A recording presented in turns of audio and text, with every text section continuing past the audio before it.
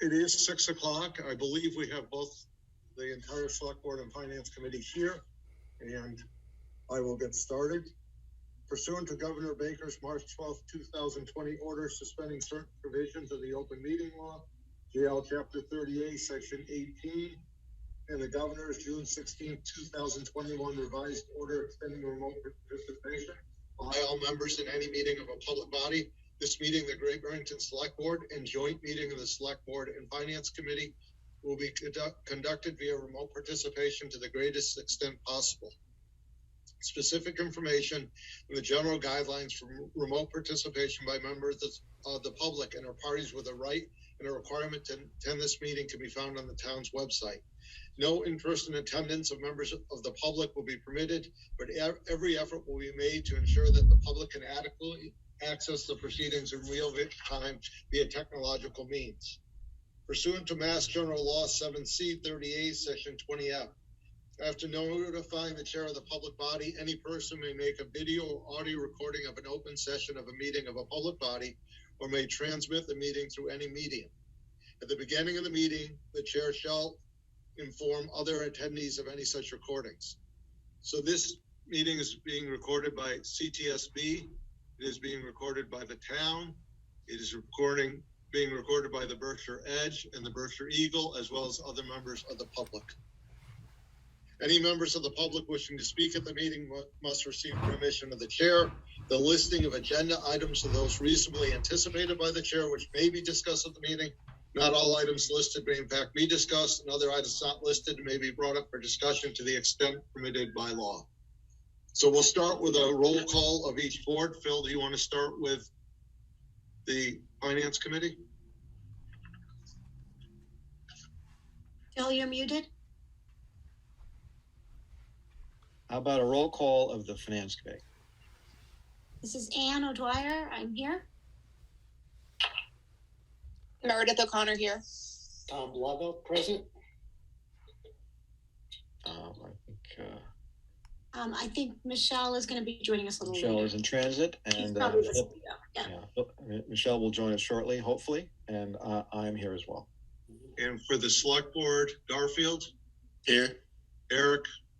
Here. Ed? Here. Lee? Here.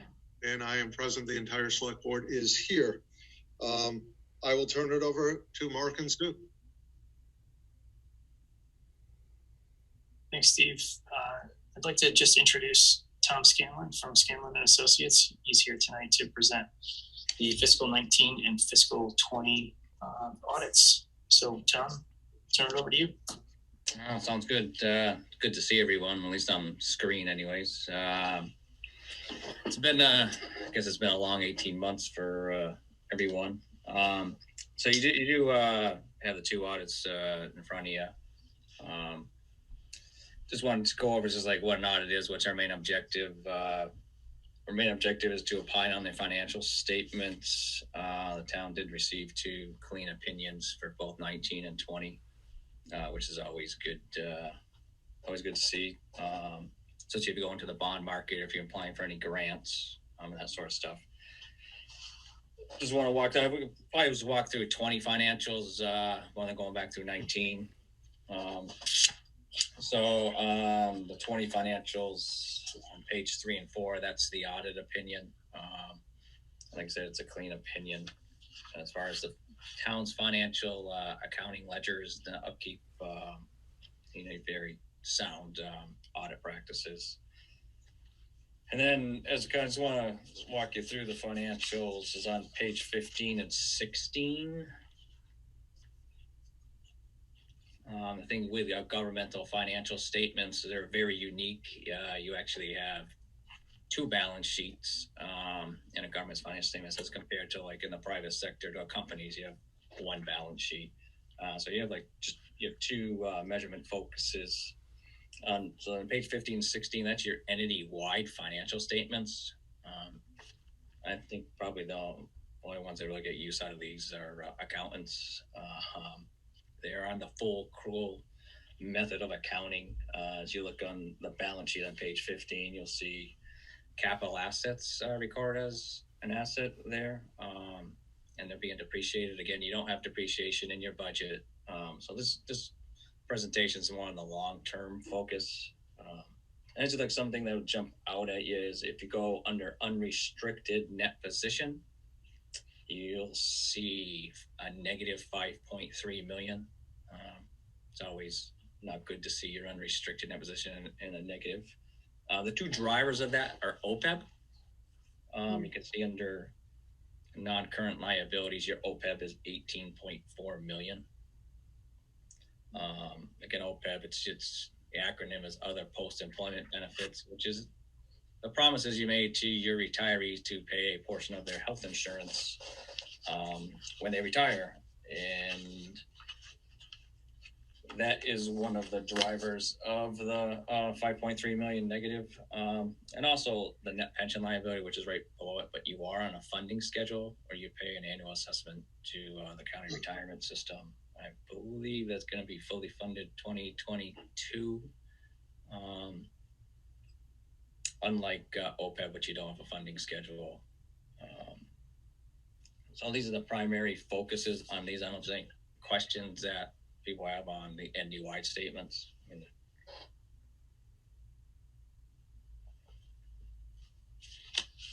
That's always good. And then on pages 17, 18, is it? Yep. Tom? Yeah, I'm sorry. I do see a hand. Yeah, I did. I guess I did have a question. I was noticing that the unrestricted, so if this is OPEB, the unrestricted in 2019 was about 7.5 million, and it's gone down to about 5 1/3.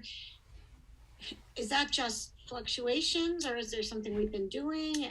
Should we be pleased with ourselves, or it could look different next year? You should be pleased with yourself, because I was just going to go over that on next thing. So good segue.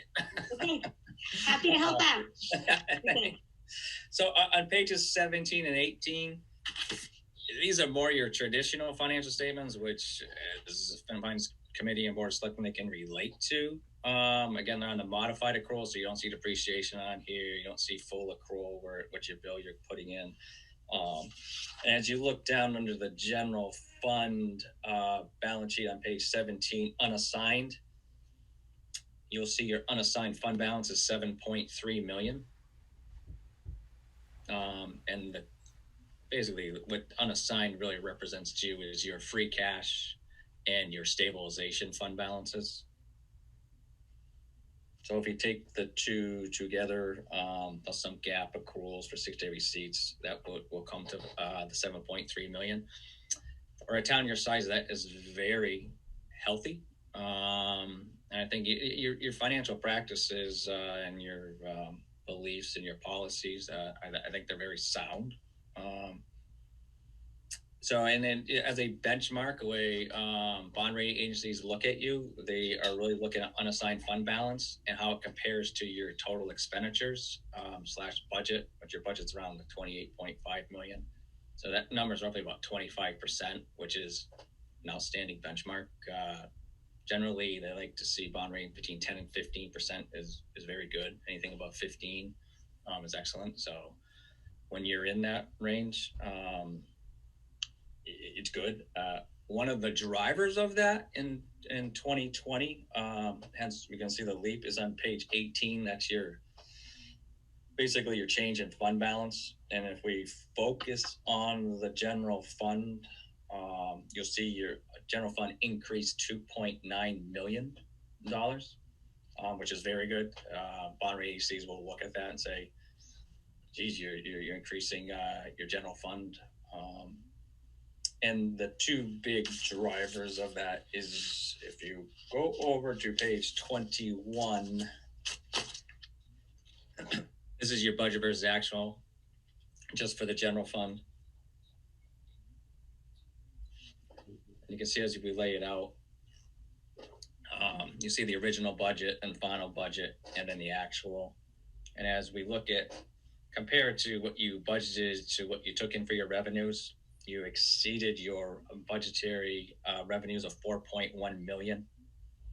And you'll see it in the hotel room and cannabis taxes, along with license permits and fees, 1.8 million, 1.7. The drivers of that is the host agreement for the marijuana facilities of 1.5, and also the excise tax of 1.4. So it's marijuana that helped you get to the 2020 increase. I'm sorry, this is Anne again, and I'm so Yeah, sorry. I'm just trying to find where you are, and I just got a message from Michelle. She wanted us, for the record, that she's been on the call. She just is listening, so isn't speaking, but she isn't. So the finance committee is all here. But Tom, you mentioned, I see the 4.1. Where are you getting the 1.5? So in the license permits and fees, if you go over, see the variance compared to the budget's 1.773 million. Yep. Of that, the primary driver in there is 1.5 community host fee for marijuana. Oh, okay. So you didn't budget for it. It came in as revenue. That's a big component of the variance. And then if you go up to the 1.8 million, just above it, between the hotel room, meals, and cannabis excise taxes. Okay. The 1.8, 1.4 is to deal with marijuana excise. Wow. All right. Thank you. So those two swings, and as we look, then this is the column all the way out is how you're generating free cash and how, in essence, your fund balance should grow. So when you look at between your final budget, how you funded it, you used basically $3 million in free cash to fund your budget, but then you turn around and you generated 5.3. So hence, when you go over to page 18 and see that large increase, these are the drivers of it. I did notice, and I know I've talked to Sue about it in the past, is you use free cash to reduce your tax rate. I'm not a big proponent of that, but I feel like you guys have a handle on your financial policies and how you're using it, and going forward and reducing the tax rate with it. So where other communities can get themselves in trouble, I feel like you have a handle on that. It's usually when you take your free cash and reduce your tax rate, it's usually a one-time revenues. Unless you have something dropping off in your budget, you can get yourself in a hole pretty quick. But that's the only thing I kind of caution you on as far as your financial policies. But I do feel like you have enough expertise in your monitoring, and you understand the reasons why you're doing it. That makes sense.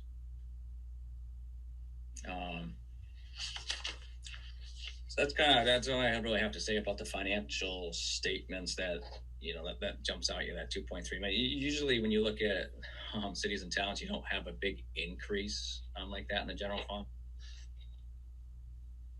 Usually bond agencies will look at a 3-year period on you, and I don't think you budgeted any revenues for 2022 either, did you, or 2021? So you're not budgeting the marijuana, which is good, in my opinion. You're increasing your reserves going forward. I do think, I don't know if that host fee will stay around forever. So that's kind of, I don't know if anyone has any questions on any of that. Questions? Phil, go ahead. Yes, I have a question back to the OPEB, or the other post-employment benefits. Yep.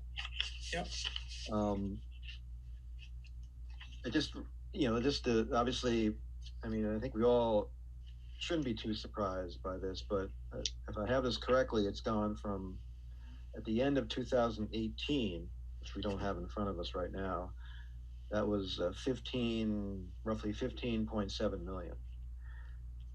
And just in at the end of 2000, as of June 30th, 2020, it's gone to 20.5 million. So it's basically gone up 5 million, roughly 25% in 2 years. So we all intuitively understand that medical expenses are going up.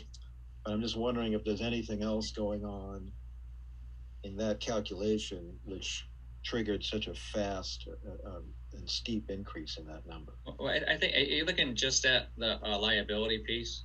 Correct. Yeah, you also have to factor in the deferred inflows and outflows. If you look up, then GASB has defined certain things that aren't liabilities, and they classify them as deferred inflow and a deferred outflow. So when you look at the liability, you have to factor in the outflows and the inflows. So on June 30th, 2020, on page 15, if you look for the deferred outflows of OPEB 4.1, that is actually being amortized over a period of, I think you want 5.5 years you have there. What those sort of things is change in assumptions. Maybe the medical trend went from an assumption of increasing 4% a year. In May, the actual experience was 1%. So that 3% has to be amortized. So therefore, your liability could grow, but it's being offset by a deferred outflow. So you have to really take the net of those through the years. Well, isn't the net OPEB liability the net of all those factors? No, the net OPEB liability is your unfunded accrued liability, actuarial based, less if you had a trust fund. That's why they call it the net pension liability. Right. But the deferred outflow is going to be a change in assumptions. I don't have your actuarial report in front of me. I'll give you a breakdown.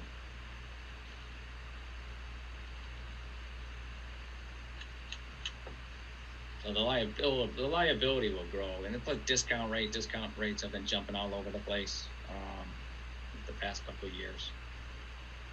Well, obviously this is a fairly elaborate calculation, but yeah, right. So I'm not asking you to go too deep into the details here, but again, just for it's gone from, in a 2-year period, it went from 15.7 million to 20.7 million, if I have that right. 20.6 million. Depending on how you calculate it, either 25 or 35% increase. And if you look at the deferred outflows, which is really an asset, that went from 876,000 to $1 million to 4.6. So that should reduce your liability because it's being amortized over a period of time. I believe that was a change in assumptions. That was the driver of that one.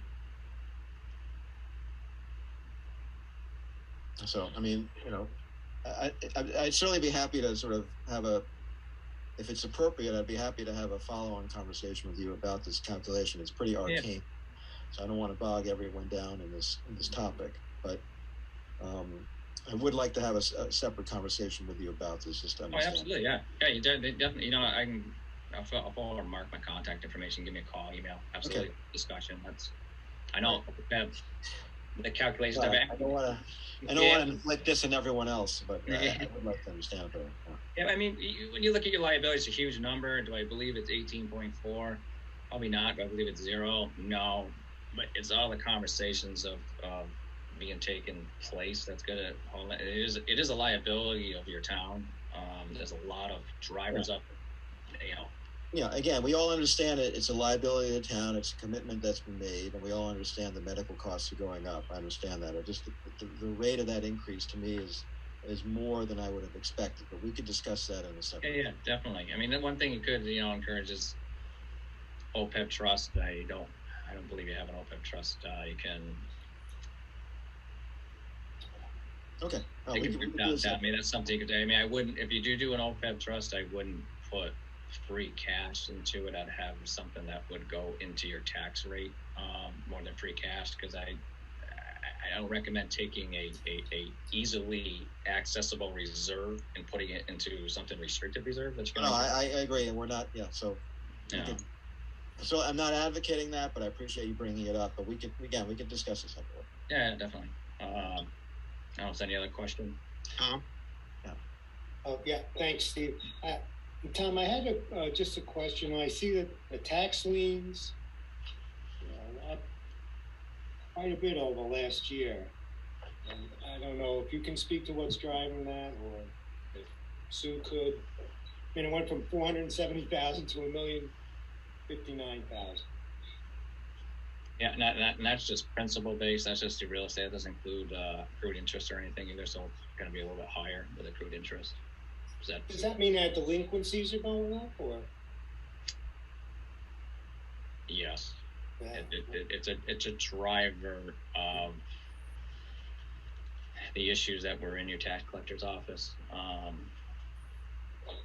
So that doesn't surprise me, as well as years of experience I have with it. I think there was a lot of back taxes that wasn't taken that we took on. And I believe it did you get some large payoffs in 21, Sue? I think when we talked.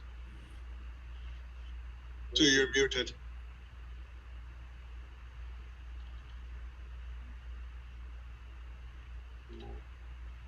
Sorry about that. There you go. I'm not used to using the iPad. I believe you're correct, Tom. I do think we had some large payoffs in FY21. I don't have the numbers handy though. Yeah, so there was you know what created the situation. We got behind, not we, but town got behind a tax title. So in fiscal year 20, we took the tax takings for 18, 19, and 20, which is the result of the 659,000. So it's kind of an unraveling of getting the accounts where they were all rolled up into one. Now they're kind of like put back to the fiscal years, and now the takings took place in fiscal year 20. All right, thank you. Yeah. Thank you, Sue. Bill, go ahead. Yeah, one other question. Again, a little bit into the weeds a bit. Yep. On page 46 of both years, it appears that you added an additional just sort of schedule, which basically sums up the existing, what you're describing as loan authorizations that have not been issued as of that date. So this is authorized borrowing that has not yet been actually funded or incurred by the town. So it appears you added that for these years. It wasn't previously included. So I wonder if you were able to indicate why you did that.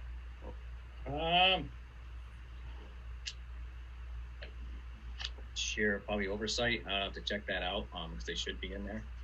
So you're saying they weren't in 18? I checked that and they weren't there, so I didn't go back to 7. Yeah, because I'm 18 was our first year. Oversight. Okay. They Well, I fully agree they should be in there. It's something that yeah. I've seen myself. It's just, sometimes our links when we link Excel into the Word, sometimes when you make the final PDF, there's some things that get hidden. That's the only thing I could think of, but that's just sheer oversight. And would you is it fair to say that this is having it included is a more standard approach as opposed to not including it? Yes. I'm looking at 18s now. My guess is if you look at 18 in page 45, is blank at the bottom, like it's cut halfway. All right. I would say that link didn't come over when it was made. Yeah. Okay. All right. It happens. Yeah. Yeah. I would say. Any questions? No other questions? Not seeing any, Tom? I don't see any of them. Yeah, so I appreciate it. Thank you very much. No problem. And then, if anyone has any questions about anything, don't hesitate to reach out to me anytime. I enjoy talking about OPEB, even in the week. All right, thank you. Thank you, Tom. Yeah, have a good one. Okay, there's 2 more things on our joint meeting. So it's the budget policy for fiscal 2023. Finance Committee approved that tonight with the few changes that are in it. Do I have a motion from the Select Board to approve? Then we'll discuss. I make a motion to approve the budget policy for fiscal 2023. Second. I have a motion by Lee, second by Ed. Any discussion? Go ahead. Yeah, if I may briefly, just to, for those that were not on the Finance Committee call, for expediency, the Finance Committee is approving this budget policy, which, as you see, is very similar to what was used last year. But I think we have a view that a more comprehensive review of this policy would make sense, and we need to budget the time for that, so we have a an understanding at the Finance Committee that we'll do a more comprehensive review of this document in sort of next September, October-ish timeframe, and then hopefully we'll have time to then come to the select board and go through our thinking on that without being too rushed. Any other comments or questions? Okay, roll call vote. Garfield? Aye. Eric? Aye. Ed? Aye. Lee? Aye. And aye, so it's unanimous. And last we have on here the budget meeting schedule. So on the last page of the budget policy, there's a calendar. The budget meetings are highlighted as Tuesday, February 1st, Wednesday, February 2nd, Tuesday, February 8th, Wednesday, February 9th, and then not highlighted, but Tuesday, March 1st would be the public hearing. All of these at 6 o'clock. I just want to make sure that that's all set with the select board. Everyone had a chance to look at the calendars and make sure that's okay? Yep. Yes. Okay, so I'm seeing, Ed, you're okay with it? So I'm seeing nods of the head. We don't have to vote on it. Finance Committee already voted on it, and we're good. We'll be there. Any other comments from either the Finance Committee or Select Board before I open it up to citizen speak for this part of the meeting? No. Seeing none, any citizen speak for this part of the meeting? Vivian Orlowski?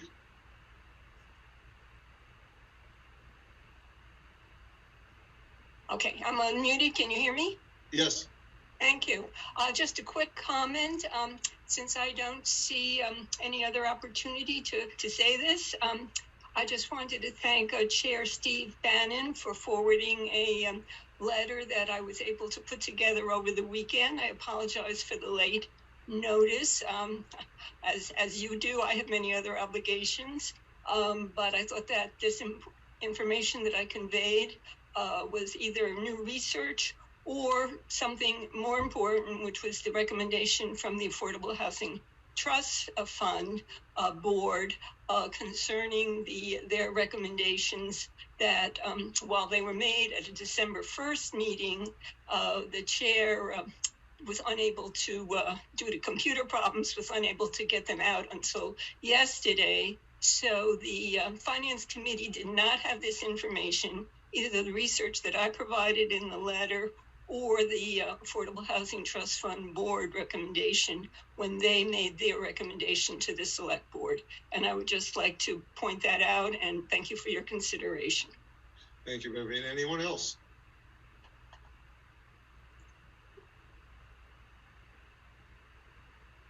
Seeing no one else, if we, the Finance Committee wants to adjourn, we will go into the select board meeting. Actually, I do have media time. Excuse me, I did not. I should take any media questions. Seeing none, Phil, do you want to just adjourn your board? I motion to adjourn on the Finance Committee side. Okay. Okay. I vote we adjourn. Tom? Aye. Aye. Meredith? Aye. I agree. We're adjourned. So Steve, do you want to just send us back to being attendees or whoever we're doing? We will. Yes. Okay.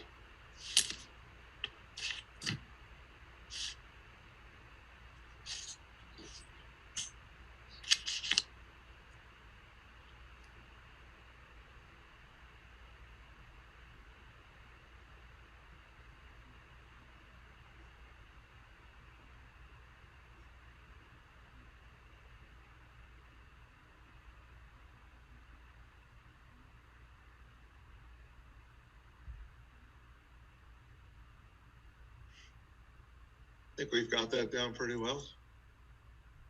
We have 34 attendees right now and 6 panelists. So my count is right. I didn't throw anyone out I wasn't supposed to, so that's a good sign. Okay, this is now the Select Board regular meeting. First item is approval of minutes of November 8th, 2021 and November 22nd, 2021. Do I have a motion? I make a motion to approve the minutes of November 8th and November 22nd, 2021. Second. I have a motion by Lee, second by Ed. Any discussion? Well, just one, one quick, very minor. November 8th, there's a vote about the liquor license for the farmers market, the Hoosie Dome. It just says all in favor, and then it says 4-1. So it got the number right, but the all in favor could be confusing. Right, so it wasn't all in favor. Right. So can we? So it's the minutes of November 8th. It should just say motion passed or something like that. Well, it needs to say however all four. It does list. It lists the vote as a roll call vote. Okay, so we just need to remove that. Right. And does it say how each select board member voted? I haven't. Right. Okay, that's the important part. Okay. With that change, any other discussion? Roll call vote. Garfield. Aye. Eric. Aye. Ed.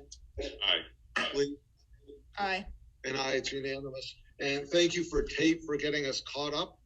The minutes are very well done. They have been very well done, but we've been very far behind, and it's nice to see the select board caught up. We should set an example for everyone, not lag behind, and we finally have done that. We had reasons, but it's nice to be caught up.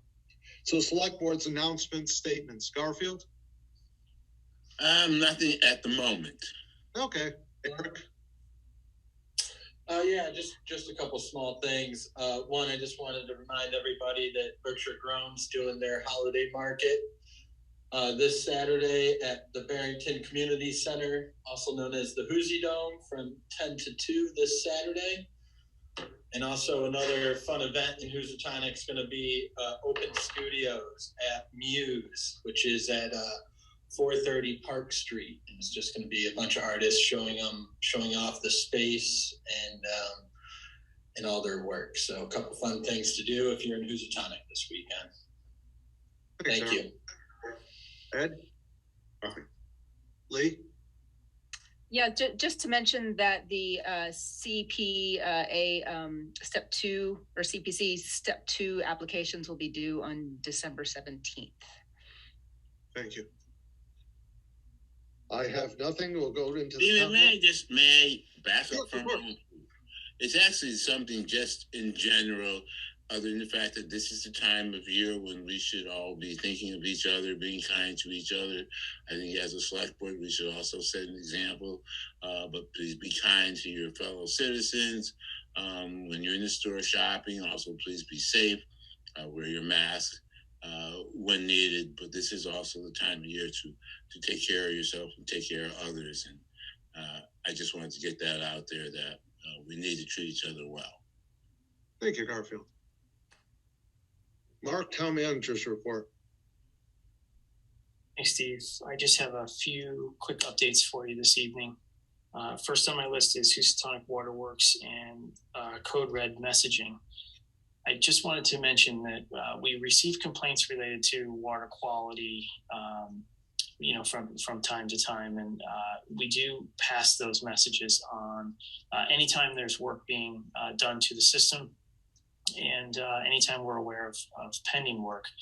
So what I wanted to say tonight, though, is that we also receive complaints from time to time about our messaging and the use of our Code Red system. And I just wanted to clarify that we are sharing these messages as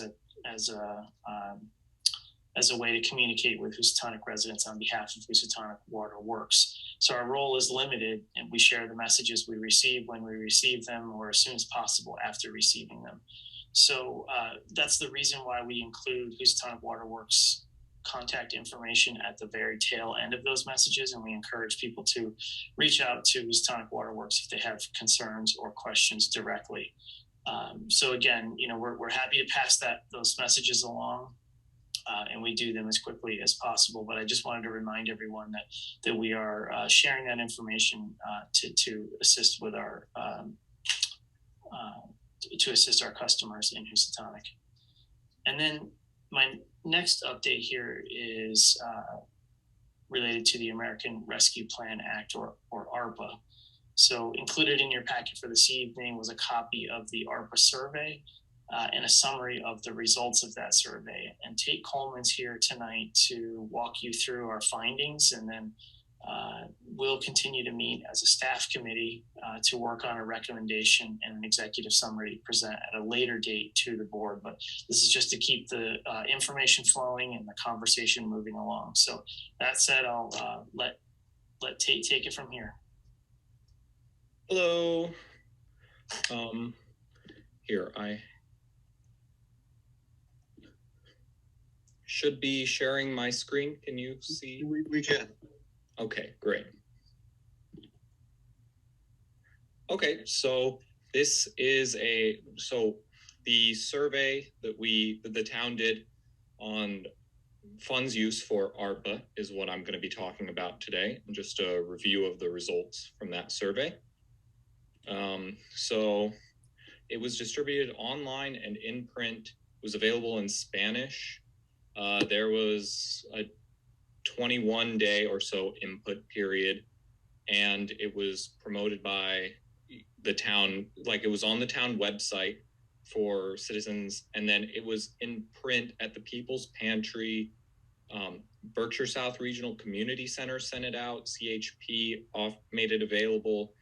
The Senior Center distributed the survey as well, and in addition to the Berkshire Food Co-op. Okay, so the categories that we have for possible funds use. So public health programs, including vaccination, testing, contact tracing, medical expenses, and then also reducing negative economic impacts of COVID-19. So we can provide money to households for food, rent, and housing.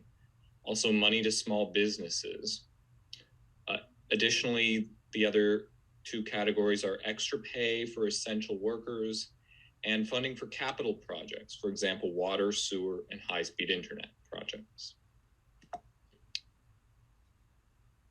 So I'm just going to run through some of the questions. It's included in the packet as well, but just to give some highlights. So in terms of who took our survey, 82% were residents of Great Barrington out of the respondents. But so that means 18% weren't Great Barrington residents, but out of those who did not reside in Great Barrington, a 1/5, so about 20% were business owners or ran non-for-profits in Great Barrington. And 72% worked in Great Barrington. And those who weren't residents were in nearby municipalities. I think we had a couple from Pittsfield and Monterey, possibly. So we also asked what the name of the street was that respondents lived on. So 216 out of our overall sample size was 274. So out of those, 216 Great Barrington residents gave their the name of their street. So 12.5% were Alfred Road. Then other common streets were Main Street, around 6%, North Plain Road, 4%, East Street, also around 4%, and Castle Hill Avenue, 3%. I think Barrington Place was also another one, but we had about 3%. In terms of zip codes, Great Barrington, Monterey, 01230, 68%, 18% from Housatonic, and then Pittsfield, and then 01245, which is just Monterey, got a few responses. So when we're asking if people work in Great Barrington, 56% worked in Great Barrington. Of course, a few people later on in the comments noted that they were retired. So, other people went to school in Great Barrington. So that, this is useful information, but you can only draw so much from this particular metric. So we also asked participants if they owned or operated a business or nonprofit. So 52 responses. We had 52 responses. About 19% about a fifth, 19%, owned or operated a business or nonprofit in Great Barrington. So out of those 43, or about 80% were residents of Great Barrington. How has COVID affected their business? So if they owned a business, we asked this question. So just to give a general overview of how this worked. So I assigned numerical values to the answer. So very negative was 1, very positive was 5, and you can see the breakdown, like 17% very negative, somewhat negative, 27% not affected, 39%, somewhat positive, 6%, very positive, 11 to 12%. So then on average, so if we take the average of all of these, weighted average based on the percentages of who responded, businesses who responded to this survey, they were affected slightly negatively, generally. So 2.67 out of 5. So somewhere between somewhat negative and not affected. We also asked where the businesses were located. So 22% were in Housatonic, downtown Great Barrington, 18%, Stockbridge Road, 18%, and then some on South Main Street. 24% were home office. Then there were some other write-ins, home painter within the boundaries were a couple. Also, we asked for all respondents now, how has COVID affected your household? So we again used the same scale, very negative being 1, very positive being 5. As you can see, generally household who's responded, they were generally affected slightly negatively. So like 49% said slightly negative. And so it averaged out to about slightly negative. Also, we asked what would be most helpful to offset COVID-19 impacts. So they were asked to choose up to 3 responses, or 3 options, sorry. So 213 out of our 274 responded. And then here's a graph which depicts, so money for rent, utility, or mortgage was the top at 51%, then healthcare, 39%, food assistance, 38%. So the top 3 were money for, the rent, utility, mortgage, healthcare, like mental health, and then food assistance. And then we also asked, respondents to rank how the town, or like their top priorities for how the town can use the COVID relief funding.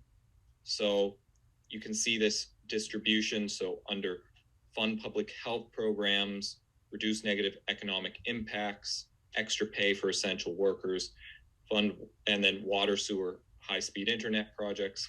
So as you can see, negative economic impacts, reducing those, that was the top response category where respondents indicated that as their highest priority. So I just went through, so 46% selected this, of respondents selected this as their highest priority, 25% as their second priority. So a combined 71% indicated this, so reducing negative economic impacts as either their first or second priority. So there's widespread support for this, is what we can probably conclude based on our sample response. And then extra pay for essential workers, 14% selected as their highest priority, 38 or so % as their second, but still over half indicated this category as one of their top 2 priorities. And then if we look at public health programs, 20% as their highest, 23 as their second, 44% total as first or second priority. And then, that was a typo. I'm sorry. The last category, the funding water, sewer, and high-speed internet, that was a 40% as their first or second category, with a quarter as their highest, and then 15% as the second priority. And then we also asked, this one they were asked to rank their top 5 out of these categories. So as you can see, rent, utility, mortgage, again, top. Then childcare and healthy childhood services was also one of the top ones, and drinking water projects, also extra pay for essential workers, high-speed internet projects. And then we also asked this was an optional question asking race or ethnicity. So 81% were white, responded that they were identified as white, 13% didn't answer, and then about 2% were Black or African American, 2% Asian, 1.5% Hispanic or Latino, and then 0.8% were other. All right. So that's my report. Let me know if you have any questions. Any questions or comments? Go back to 4B. Okay, 1 second. I'm sorry, 4A, I think it was.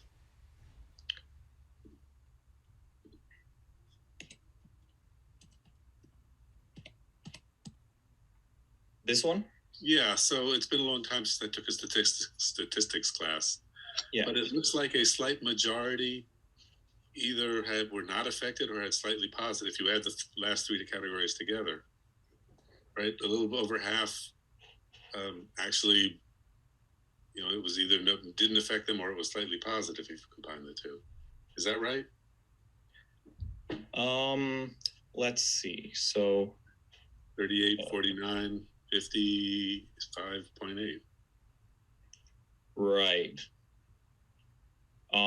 I can review that. I'm sorry. Yeah. That's fine. You can review it. You don't have to do that now, right? Yeah. No. Okay. Yeah. My apologies. But generally, I did review it. Yeah. No problem, Tate. Anyone else? Lee? Yeah, Tate, I want to thank you. This is just a really, really wonderful snapshot of the hard work that you've done, and I really appreciate it. I think the whole board probably does, and the town. So thank you very, very much for doing this. Yeah, absolutely. Yeah, you're welcome. Thank you. Yes, thank you. Yeah, thank you, Tate. Mark, anything else? No, that's it, Steve. Thank you. Okay. Next is license and permits. It's the riveting part of the show. It's the annual license renewals. Lee, do you want to start your motions? I do. Just 1 sec.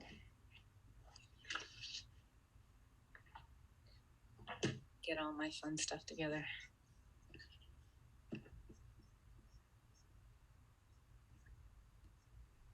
Steve or Lee, we're going from the list that was emailed recently? Yes, we're doing it by category. Okay. So I will begin. I'm going to begin with the license for the common victualler all alcoholic license, just to make sure everyone's on the same page. Yep. So is that correct? I'm beginning there? Correct.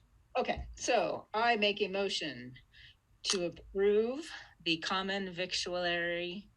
Could someone just say that word for me once? No. It's because I'm going to say this a lot. We're going to take all the fun out of it. Can I abbreviate that? Yes. You're just going to laugh at me. Common Vic or the Common B? Okay, thank you. I make a motion to approve the Common Vic all alcoholic restaurant licenses of the following establishments with the condition that the applicants satisfy all staff requirements. James A. Modolo Post, 8348 VFW, Inc. GBFBP, Inc., Four Brothers Pizza. 2001, Inc., Bogey's Restaurant. Agave's Mexican Grill, LLC. AGZ Holdings, LLC, Cafe Adam. Batch 7 at 41, Inc., Manhattan Pizza. Berkshire Restaurant Group 3, Incorporated, number 10. Cove Bowling and Entertainment Incorporated. Chrissy Farm Catering Incorporated. ESPDM Inc., Baba Louie's Organic Sourdough. Fiesta Bar and Grill, LLC. IE Inc., JM Marcus Inc., Bizen. Koi Asian Gourmet Inc., Koi Chinese Restaurant. Kriya Visra, sorry for mispronouncing that, LLC, Asian Breeze. Manaj Raj, LLC, Aroma Bar and Grill. Majake Inc., GB Eats. Mooncloud, LLC. Rubner's Cafe. Schmaltz and Pfeiffer, LLC, Market Plates Kitchen Table. The East Asian Cuisine, Inc., the East Asian Restaurant, the Well Restaurant and Bar, LLC, Thornwood Inn, Three Yanks and a Limey, LLC, Miller's Pub, Triplex Management Corporation, Inc., Triplex Cinema, Wood Anchor, Inc., Prairie Well, Jicotech Mexican Restaurant. Do I have a second? Second. Any discussion? These are all. I just have a question. I don't know what the IE Inc. is, please. If my memory serves me correct, it's Butternut Basin. That's correct. Thank you. You do this long enough, you remember these things, Garfield. It's a roll call vote. Garfield? Aye. Eric? Aye. Ed? Aye. Lee? Aye. And aye, it's unanimous. Continue, please. I make a motion to approve the common V all alcoholic inn holders licenses of the following establishments, or of the following establishment, with the condition that the applicant satisfy all staff requirements. Berkshire Pleasure Hospitality, LLC, the Barrington. Second. Any discussion? Seeing none. Garfield? I do have a question. Sure. What are all the requirements, if you will? I don't know what they are. Mark? I can just speak to that. It differs based on the type of establishment. But for example, if a restaurant still needs to submit a hood inspection to the building department, we would want the license to be held until we receive that. So the different types of businesses have different requirements, but we will, as standard operating procedure here is that we'll hold those until every department signs off. Thank you.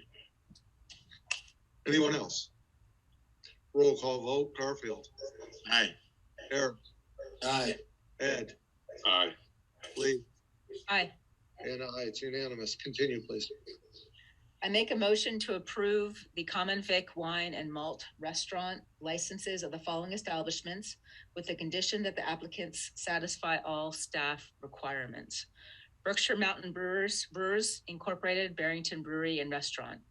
Bazillion's Fine Food Limited. Great Barrington Pizza House.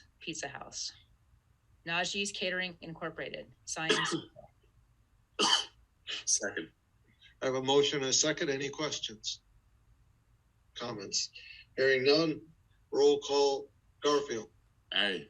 Eric? Aye. Ed? Aye. Lee? Aye. And aye, unanimous. I make a motion to approve the Common Vic Wine and Malt without food license of the following establishment with the condition that the applicants satisfy all staff requirements. Mahawi Performing Arts Center, Inc. Second. Any comments, questions? Seeing none. Garfield? Aye. Eric? Aye. Ed? Aye. Lee? Aye. And aye. Unanimous. I make a motion to approve the retail package all alcoholic licenses of the following establishments with the condition that the applicants satisfy all staff requirements. Big Y World Class Market, number 22. Carjack Incorporated Plaza Package. Domaney's Liquors and Fine Foods. Gorman and Norton Incorporated. Guido's Quality Fruit and Produce Incorporated. Savvy Liquor Incorporated, A and B Package and Variety. Second. Any questions or comments? Roll call, Garfield, Aye. Eric, Aye. Ed, Aye. Lee, Aye. and I, it's unanimous. I make a motion to approve the retail package wine and malt licenses of the following establishments with the condition that the applicants satisfy all staff requirements. Berkshire Co-op Association Incorporated, Cooperative Association Incorporated, Berkshire Food Co-op, Rubiners Cheesemongers and Grocers, LLC. Second. Questions or comments? Roll call, Garfield, Aye. Eric, Aye. Ed, Aye. Lee, Aye. and I, it's unanimous. Go ahead, Lee. Okay. I make a motion to approve the common vic licenses of all the following establishments with the condition that the applicants satisfy all staff requirements. So I'm just going to read them all. Yes, please. 2001 Incorporated, Bogey's Restaurant. I Shri 3 LLC. Agave's Mexican Grill LLC. Azteca Enterprises LLC. Taqueria Azteca. AGZ Holdings LLC, Cafe Adam. Batch 7 at 41 Incorporated, Manhattan Pizza. Hindustan Incorporated, Great Barrington, Sunoco. The Well Restaurant and Bar LLC. Shiro Restaurant Incorporated. Gorman Norton Incorporated. Najee's Catering Incorporated. Cumberland Farms Incorporated. ESPDM Incorporated, Baba Louie's Organic Sourdough. Manajra LLC, Aroma Bar and Grill. Wayantana Country Club. J.M. Marcus Incorporated, Bizan. Wood Anchor Incorporated, Prairie Well. GBFBP Incorporated, Four Brothers Pizza. Fiesta Bar and Grill LLC. Korea Vis LLC, Aegean Breeze. Three Yanks and a Limey LLC, Miller's Pub. Vivaldi's Pizzeria. Chrissy Farm Catering Incorporated. The Bistro Box. Great Barrington Pizza House, Koi Asian Gourmet Incorporated, Koi Chinese Restaurant. Berkshire Mountain Breweries Incorporated, Barrington Brewery and Restaurant. Chicotal Mexican Restaurant. James A. Modolo Post, 8348, VFW Incorporated. Stockbridge Road Realty LLC, Fairfield Inn and Suites. Three is a Charm Incorporated, Windflower Inn. South Main Donuts LLC, Dunkin' Donuts. Berkshire Restaurant Group 3 Incorporated, number 10. Lipton Incorporated, Lipton Mart, number 606. Price Chopper, number 155. Savannah Liquor Incorporated, A&B Package and Variety. Berkshire Health Systems, Fairview Hospital Cafeteria. Big Y World Class Market, number 22. Matt 1926 LLC, McDonald's, number 2809. Thornwood Inn. Majake Incorporated, G Beats. Schmaltz and Pfeiffer LLC, Marketplace Kitchen Table. Rubiners Cheesemongers and Grocers LLC. The Swedish Baker. IE Incorporated. Triplex Management Incorporated. Triplex Cinema. Cove Bowling and Entertainment Incorporated. Guido's Quality Food and Produce Incorporated. Berkshire Cooperative Association Incorporated, Berkshire Food Co-op. Bazillion's Fine Food Limited. The East Asian Cuisine Incorporated, the East Asian Restaurant. Housatonic 5 and Dime, Pleasant and Maine. Moon Cloud LLC. I will recuse myself from Berkshire Health Systems Fairview Hospital out of an abundance of caution, because I work there. I don't make money from their vending machines or from their cafeteria, but I will vote on all the rest. Any questions or comments? Seeing none. Garfield? Aye. Eric? Aye. Ed? Aye. Lee? Aye. And I, except for Health Systems. I make a motion to approve the weekday entertainment licenses of the following establishments with the condition that the applicants satisfy all staff requirements. Berkshire Restaurant Group 3 Incorporated, number 10. 2001 Incorporated, Bogey's Restaurant. James A. Modolo, Post 8348 VFW Incorporated. Najee's Catering Incorporated. Fiesta Bar and Grill LLC. Unitarian Universalist Church of South Berkshire. Mahawi Performing Arts Incorporated. Thornwood Inn. Chrissy Farm Catering Incorporated. Berkshire South Regional Community Center. Weantenuck Country Club. St. James Place. Triplex Management Incorporated. Triplex Cinema. Guthrie Center. Berkshire Cooperative Association Incorporated. Berkshire Food Co-op. Chicotel Mexican Restaurant. Second. Discussion? Roll call, Garfield, Aye. Eric, Aye. Ed, Aye.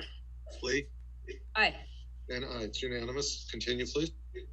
I make a motion to approve the Sunday entertainment licenses of the following establishments with the condition that the applicants satisfy all staff requirements. Mahawi Performing Arts Center Incorporated, Guthrie Center, Berkshire South Regional Community Center, 2001 Incorporated Bogey's Restaurant, James A. Modolo Post 8348 VFW Incorporated, Fiesta Bar and Grill LLC, St. James Place, Triplex Management Corp. Incorporated, Triplex Cinema. Second. Comments or questions? Roll call vote, Garfield, Aye. Eric, Aye. Ed, Aye. Lee, Aye. and aye. It's unanimous. I make a motion to approve the in-holders licenses of the following establishments with the condition that the applicants satisfy all staff requirements. Berkshire Pleasure Hospitality LLC, the Barrington. Briar Bear LLC, Briar Cliff Motel.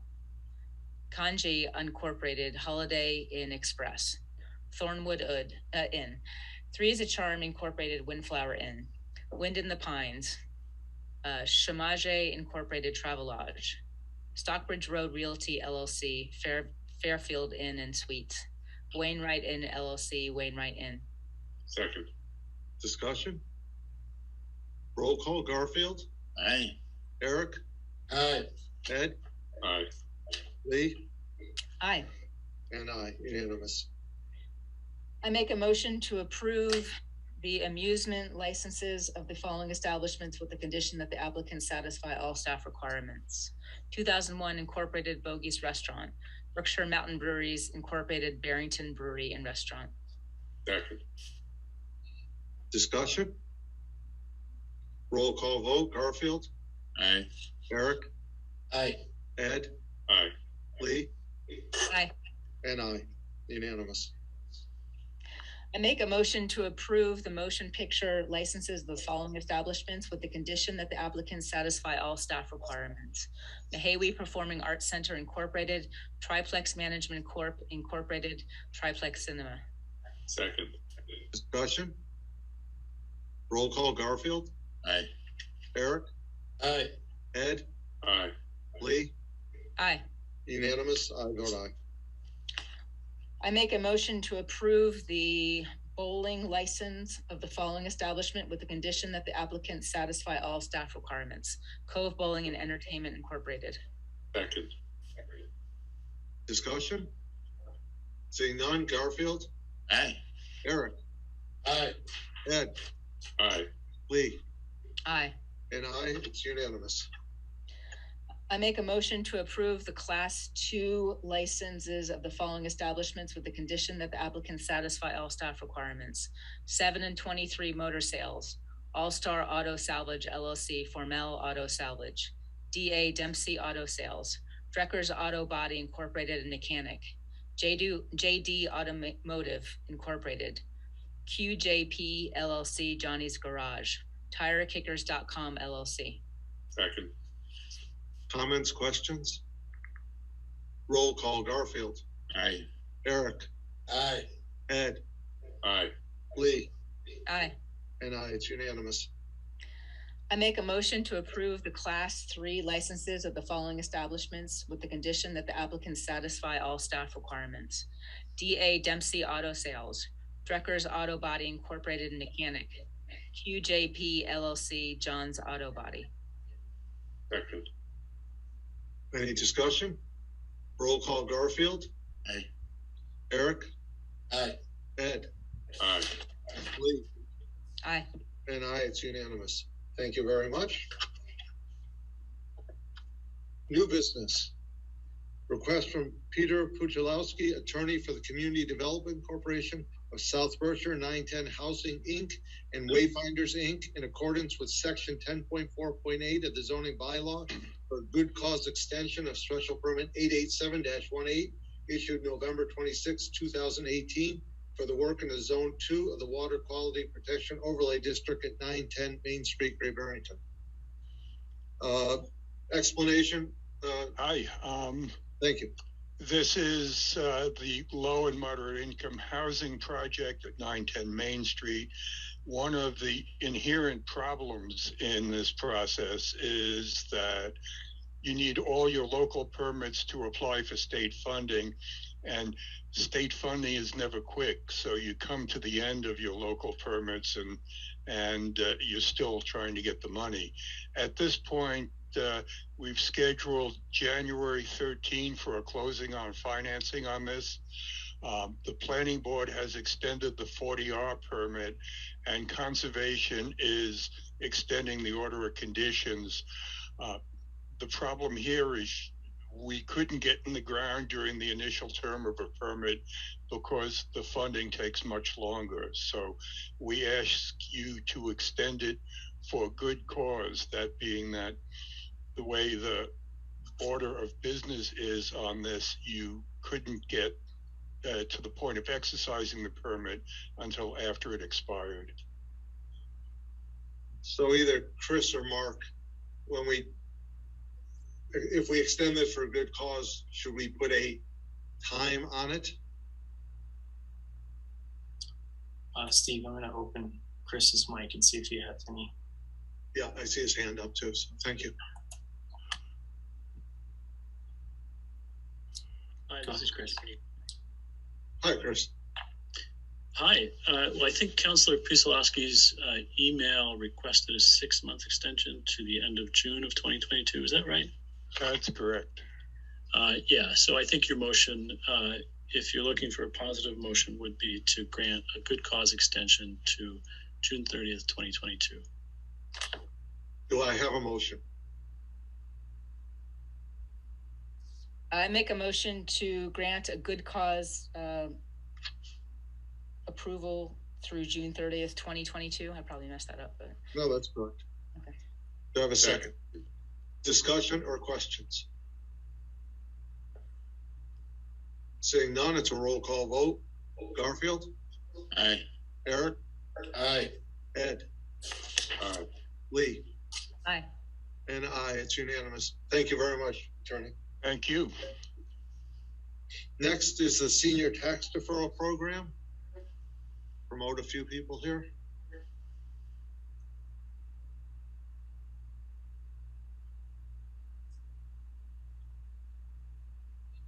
Let's see.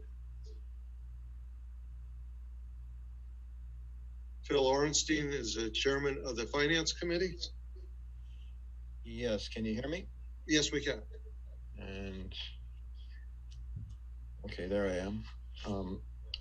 Can we be able to put up on the screen the packet that we provided on this topic? I could do it from my computer if you could let me do it. Yeah, I can open your permissions to do that. I don't have it in front of me. I just have the entire packet. So you should be all set to share your screen. All right, so hopefully this will work.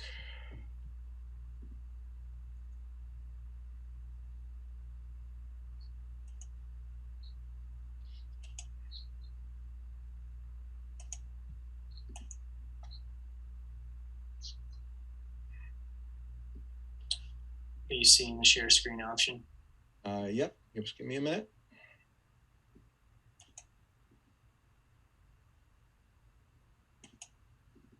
Okay. That work? Yes. Great. All right. Okay. All right. So a few just introductory comments. The Finance Committee has spent a considerable amount of time researching and deliberating the senior tax deferral. A great deal of this has included Vivian Orlowski, and we appreciate her and thank her for her enthusiastic advocacy on this topic. The packet, which I have in front of you, starts with a 2-page bullet point memo that provides a brief overview of the program along with our recommendation. I'll go through it briefly, and then we'll open it up for questions and discussion. There are various charts and schedules that I've provided in the packet, and we can refer to them as the group would like to. In summary, the Finance Committee supports the availability of the Senior Tax Deferral Program for Great Barrington. The key question for the town is who should be eligible for the program. In other words, what should the income eligibility test be? Who are we trying to help, and what is the cost of that assistance? A bit of history: the deferral program is state law, and it was passed in 1974. About 160 towns in the state participate in the program, while 190 do not. With the exception of some very small deferrals in Lee that happened several years ago, Berkshire towns have not used this program at all. We've had various conversations, and in particular with some of the other towns about this, and anecdotal reasons that are mentioned are for the lack of participation is the complexity and the length of the application. The important point is the need for the consent from your existing mortgage lender for the deferral. Obviously, that can be a difficult thing to obtain.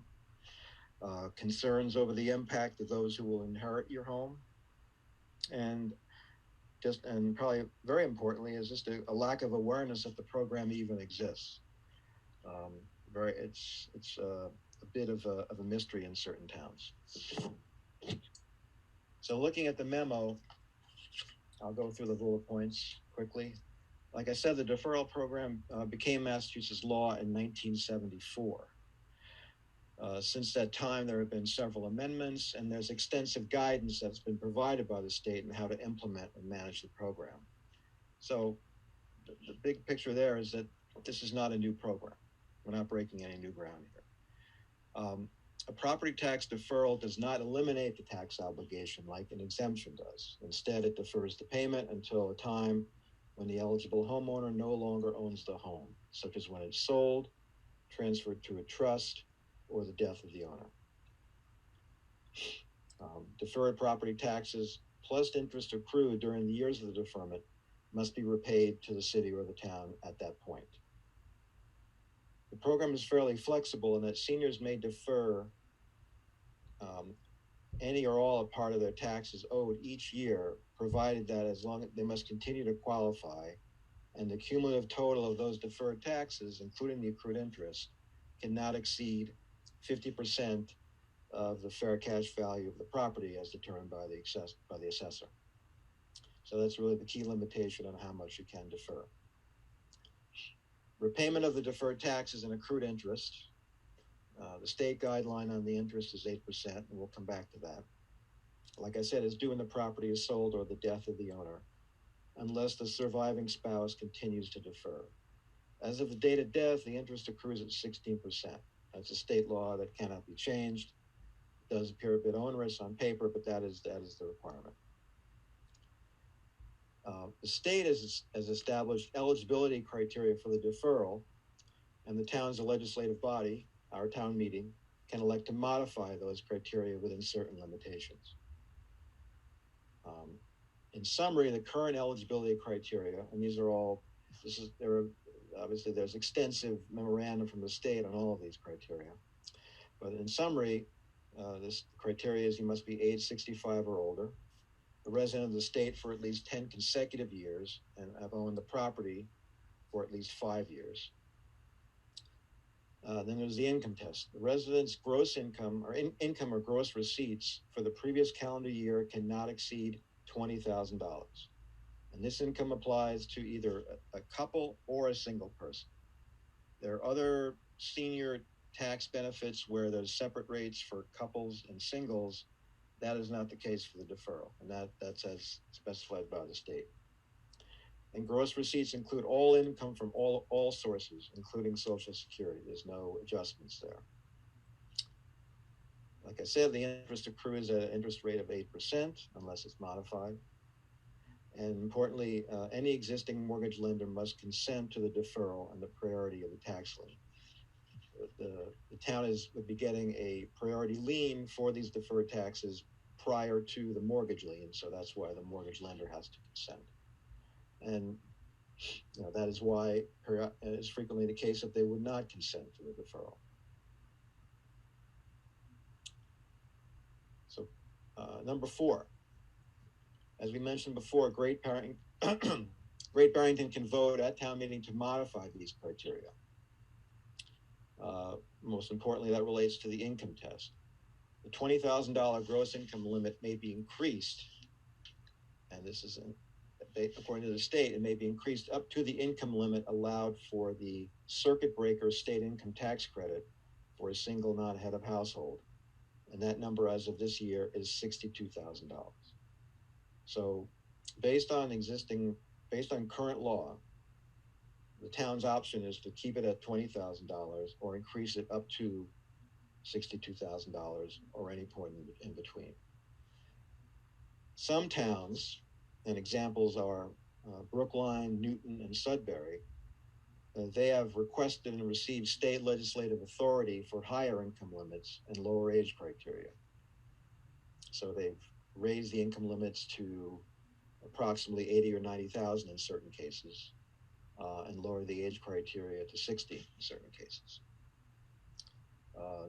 That again requires state authorization through the state legislative body. I think the Finance Committee took the approach that was not, we were really here to analyze our options in the current law, and any change in state law or requests for changes would be something that would be coming from the select board and town meeting. We have the option to move that interest rate to keep it at 8 or to move it at any rate below 8%. So we have a fair amount of flexibility there.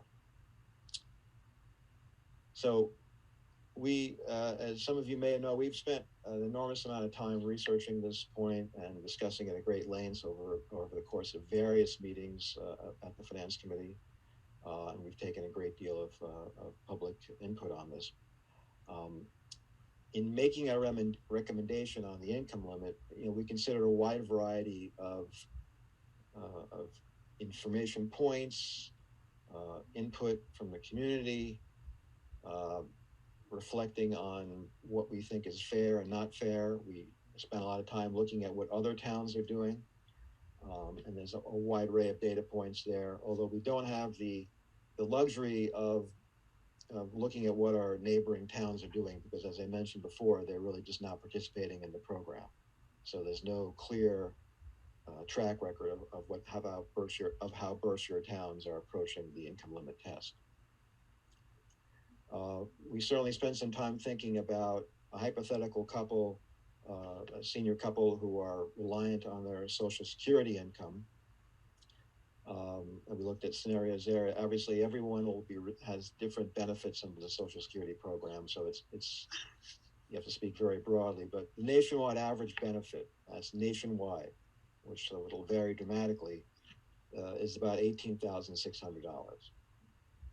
So we pondered a couple who were both, for example, who are both receiving Social Security benefits, and that's their sole source of income. We did mention there was a different data point on the Social Security benefit that came up in a prior meeting, which was about $17,500. That's subsequently been updated, by the federal government, and is now $18,600. So the net of all that is the Finance Committee recommendation to the Select Board is for an income limit of $35,000 and an interest rate of 4%.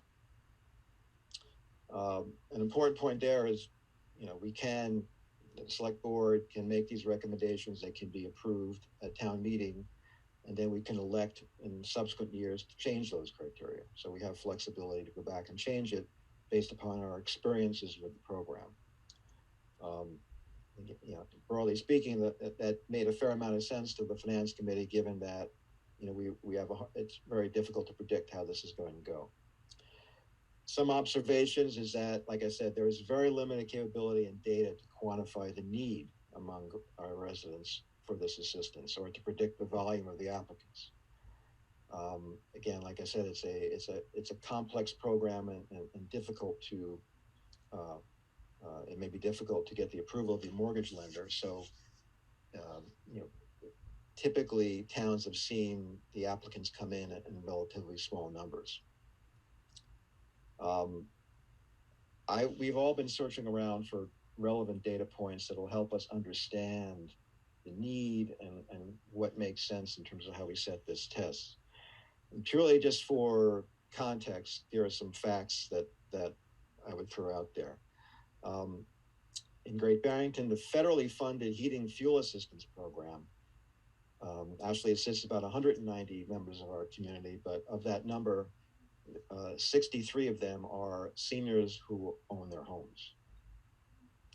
That is a totally separate, federally funded program, providing up to about $600 of benefits in the form of credits against fuel bills. There is a cousin of this tax deferral program, which is referred to as 41C, which the town currently provides. And that is currently providing 16 seniors with a $1,000 property tax exemption. That's a full exemption, not a deferral. So happy to come back to that, but those are a few data points.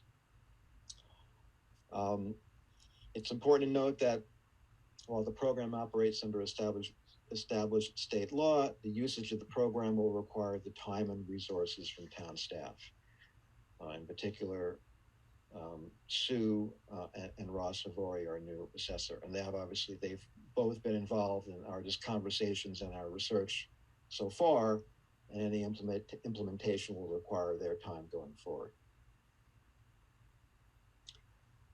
And in a similar vein, they continue to research various open issues on very technical issues relating to implementation.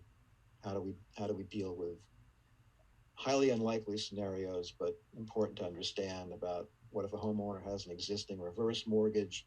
What if a homeowner has an existing federal tax lien? How would all that work?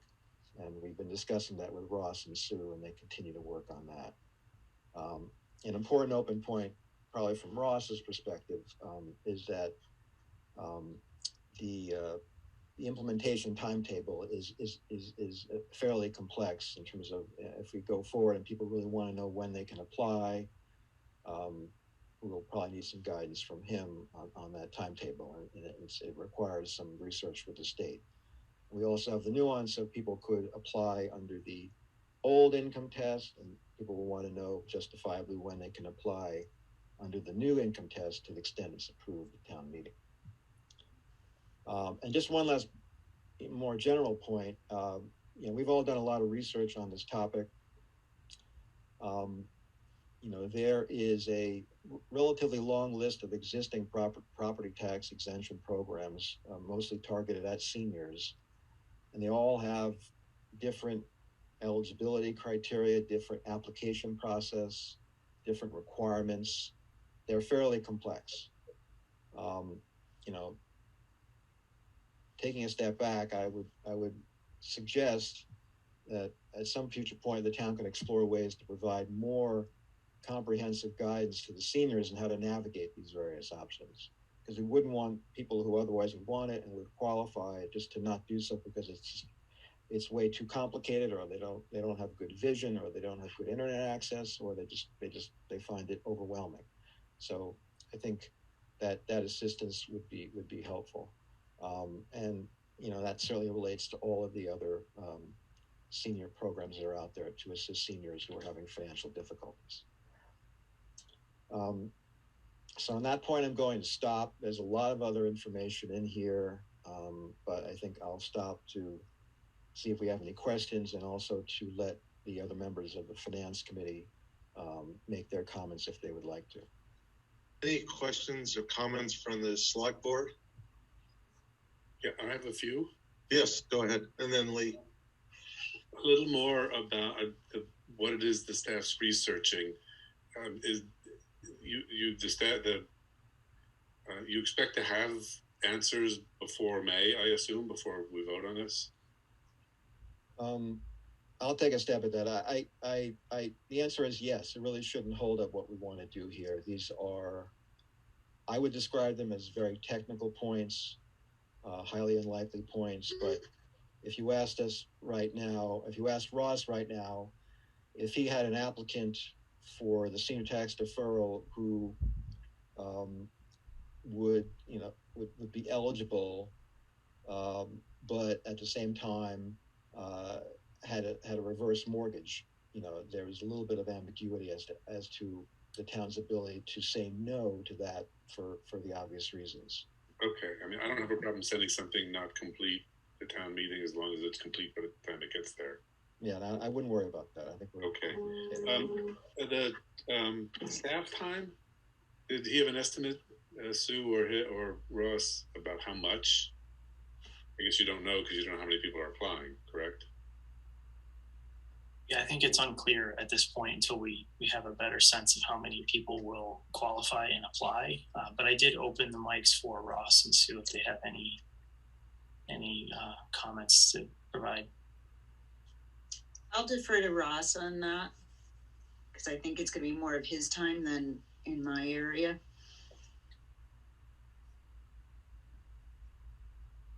Ross, you just have to unmute yourself. You're good on our end.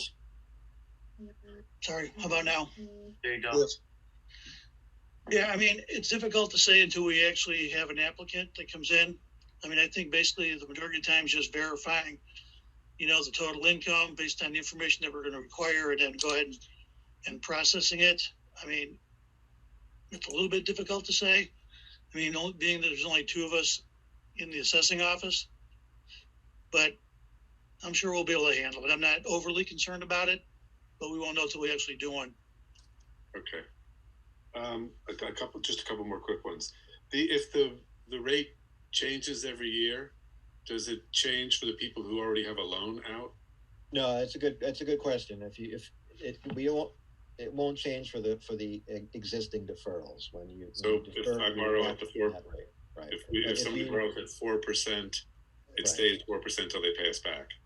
But yeah, exactly. But if that individual then elects to defer in a subsequent year, then they're locking in at that rate. Okay, I know the number is tiny, but if somebody is not paying $25,000 or 5 people are not paying $25,000 this year, the rest of the taxpayers are making up for it.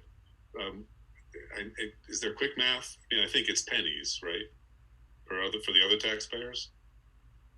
I know the calculation you're referring to, and I'm just going to that table. Yeah, I think you just passed it. Yeah, I know what you're saying. I was reluctant to make that calculation because I think an important point is these are all totally made up numbers. Okay. So, if we start going down the road of that calculation, which is a very legitimate question, it implies that we know what we're talking about. Okay. And we don't know how many people are going to apply for the deferral and what the deferral amount would be. So I'm just very reluctant. I mean, we could certainly do it as a follow-up. We're happy to do the math. But it implies a predictive quality to this number that really isn't there. Okay. And then the last one's not really a question, but I'm going to throw it out now if it's okay, Steve, so that anyone who speaks can speak to it, which is, I know at the Finance Committee, you were nearly unanimous on the 4%. I think Michelle had suggested 5%. At the rate of giving Michelle a heart attack, I think I agree with her. Realtor.com has a home equity line of credit anywhere from 3.75 to 6.75. Bank rate was similar. And it just seems to me with, the Social Security has just raised the cost of living by 5%. I'm just concerned, locking into 4%. I'd feel a little more comfortable with 5, but we can debate that, and anybody can comment on that as we go. Thank you, Ed. It's going to be Lee, then Ann, then Eric. So Lee, go ahead. Yes, thank you. I mean, part of my question really was to Ross and to Sue about staff time, because, for me, it feels very complex, and, I realize that town's not a bank. And so I think about the options that seniors have, whether it's a reverse mortgage or various other options that they could see at a bank. So my thought is just really on staff resources and time. And is it something that, we have the capability and wherewithal to dive into? So that was my first question. So I realize, Ross, you pretty much don't know, but you don't seem to be too worried about this. Is that correct? Yeah, I mean, obviously, like anytime somebody comes in for a senior exemption, we ask them to bring in, paperwork, Social Security statements, pension statements, bank statements, things along those lines. I mean, it's going to be similar to that. They'll have to bring in that information. We'll have to review it, make sure that they meet the income requirements. We can check and see, what their status is as an owner. That becomes a bit complicated. If they're in a trust and they're not the beneficiary of the trust, sometimes that can be difficult to determine ownership. And I think that could actually take more time than confirming income eligibility. Mm-hmm. But it's a process that we're going to have to go through to make sure they meet the requirements as they are outlined. And like I said, until we do one, we'll see. It depends how many we get.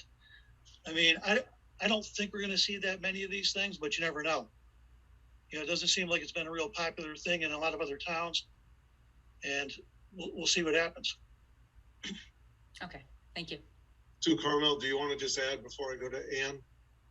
I do. Thank you, Steve. I was thinking as Lee asked that question again, that really we need to ask that question of the Treasurer Collector's Office, because someone's going to have to track what these people owe us from year to year. And obviously it's going to extend over multiple years in some cases. So I think that's something we have to consider, that it may be more complex on their end to have to track that. Yeah. And that was one of my questions or concerns is really the long-term effects of this, mm-hmm. Tracking it and different staff members, turnovers, different boards, different, votes. And again, because we're not a bank, I just worry, are we set up to really take this on? So thank you. Let's go with Ann, then Eric, then Garfield. Thank you, Steve. I guess I just wanted to comment about, I recognize it takes time to set it up and get all the systems working, but somebody could walk into our offices today or tomorrow, we're closed today, and say, I'd like to participate in this program and I meet the income eligibility and the residential eligibility. So, and it's a program that my understanding is that the state makes available to anyone who's resident of Massachusetts. So we would have to do it anyway. And so I do think, this chance to sort of explore how is it that we can make this doable is worth our time. And I guess I also just want to say, a few words about how we came up with the 40,000. And I will admit I struggled with the 4% as well, in terms of the interest rate, and for exactly the reasons that you noted. I mean, the 40,000 we came up with, as Phil noted, because the 20,000, even for one person who's on a very limited income, they would exceed that most likely. They would probably go above it. So we felt it wasn't going to make it possible for just about anybody to participate. And we felt that 40,000 was a good compromise between the very low state lowest maximum income limit and some of the higher limits we saw in other towns that have far more staff resources than we have, and far higher property values and median family incomes. So I just wanted to give a sense of why we came up with that. And again, we said 35, and that was 35,000, correct? So. Thank you. I just wanted to clarify that I got the 40,000 wrong. It was 35,000 was our recommendation. Eric. Yes, thank you. I guess I got a couple parts to my questions and concerns. So the part about the 16% that cannot be changed, that interest rate of 16%, it's basically the same rate as, say, a credit card or something, is that divided between the state and the town, or how is that? How do they come up with that number? And does that all stay to the town, or since the state says you can't change it, is the state getting a piece of that? No, that's a good question. The state is not getting a piece of that. It's all going to the town. And I think based on the research we've done, I think that the concept is that they really want people to pay this off quickly when the homeowner passes away. It's not meant to remain in place after that point in time. So is that a high rate? Does that pop out as being quite high? I certainly agree. It's obviously, it came from a different era. But I think the main takeaway there is that the state really wants people to pay this off promptly upon the transfer of the property. It's not meant to hang around as sort of a financing option at that point. But I guess if whoever was inherited or left the property, obviously that interest can get out of control quite quickly.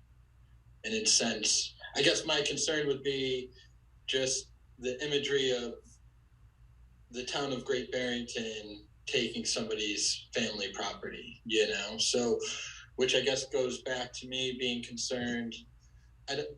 This is a great program, and I want to help all the seniors we can. But I don't know that I want to make this the most attractive option that's out there. And I guess that as far as I'm concerned with the 4% rate, and us, and like Lee said, we're not really a bank. So at the end of the day, I also think I would feel better if we started off with a higher rate and then see how things work out. And if it's not used commonly, I just kind of worry about the imagery of, the 16% if something was to happen, and it being everybody's first choice as opposed to going to a bank and sorting that out where they could get better rates and better terms probably, so. Well, if I can just make a brief reply point, those are very good points. I would say that, again, the 16%, we just don't have the option to change that is our understanding. From a process standpoint, it's extremely unlikely that the town will be foreclosing on anyone. It's really a case where when the property is transferred, then the recipients of the people who inherit the house or buy the house, the town has to get paid back before that transfer is effective. So that's the way I look at it. So it's part of the closing table there.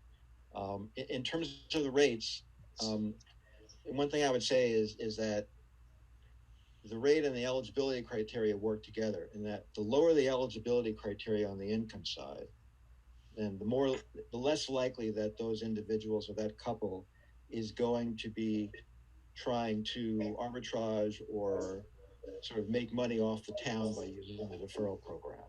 I mean, a senior couple who are barely getting along on Social Security, it's highly unlikely that they can't get any kind of mortgage products out there. Maybe a subprime reverse mortgage, but their options will be few, if any.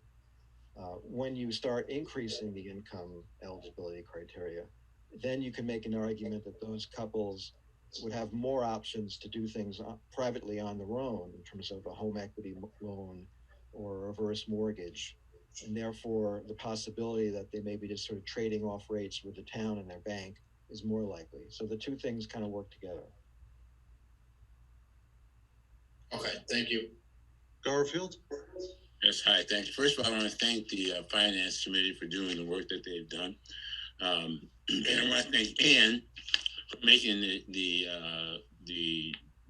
or pointing out that this work would have to be done anyway, as far as it being so complex, being very complex. I have to admit, I don't know all the financial aspects. I look at it a lot from myself and a moral point of view and how we are as a town and the people that live in this town have made this town, have been here a long time. We do have the resources, I think, to handle this long term. As Ann said, it has to be done. Ross says he doesn't believe it would be a big issue. I know Vivian has done some extensive homework. You can probably speak to it. I can only say that from gathering and speaking with her that this is not something that's going to cost the town a lot of money. Complexity should not be a reason for not doing something. Anything that's worth doing is usually complex and takes a little work. There's nothing as good as easy. I think 4% is a great idea. Again, we are not a bank, but I think these are people that probably would not go to a bank. As I remember speaking with Stephen, I think personally, and this is again my feeling, I think I'm going to feel a lot more secure knowing that this is my town. This is backing me. They're going to stick behind me. I'm not going to worry about it like maybe at a bank. Again, I know we're not a bank, but I don't see a problem with us offering at 4%. It's very reachable. It's doable. I think you can always go up. It's harder to go down, and I think we should stick at that. And I also remember when I watched a lot of the finance committee, I know you have recommended 35, but I know you've also spoke that you thought 35 to 40 was something that you were throwing out, and I think 40K. As you might have read in that letter, back then when they started as 20K was the barometer. Now 20K looks like 42,000 plus in 2021. So I think 40,000 isn't too much to ask. And so again, I feel it's a good program. I think it's something that we should do. I may even take advantage of it myself. I don't see it being a detriment if people want to maybe seek this out first. These are people that have lived in our town probably longest or have grown up here. I want to stay here. This makes it possible for a lot of seniors. There are other options, but some of the options may not be available to them, or they're not able to take those options. This might make it easier. The paperwork that has to be done is always difficult, no matter if you're doing with Social Security or not. It always takes a little work. Thank you, Garfield. Lee. Thank you. Phil, could you just provide the number of a couple both on Social Security again, what it is right now? Well, again, it's let me be clear what that number is and what it isn't. But roughly. All it represents is just the nationwide average benefit for an individual is $18,600. Okay, per person. A hypothetical couple is 2 times that number. But again, we know it's always going to be different. It's going to be for a wide variety of reasons, but we're just using that as a rough starting point. I mean, I really don't want anyone to be left behind. I would hate for seniors to feel the stress that are just barely getting by and have no place to go. So I want to make sure that we provide an ability for seniors to keep their house for that reason.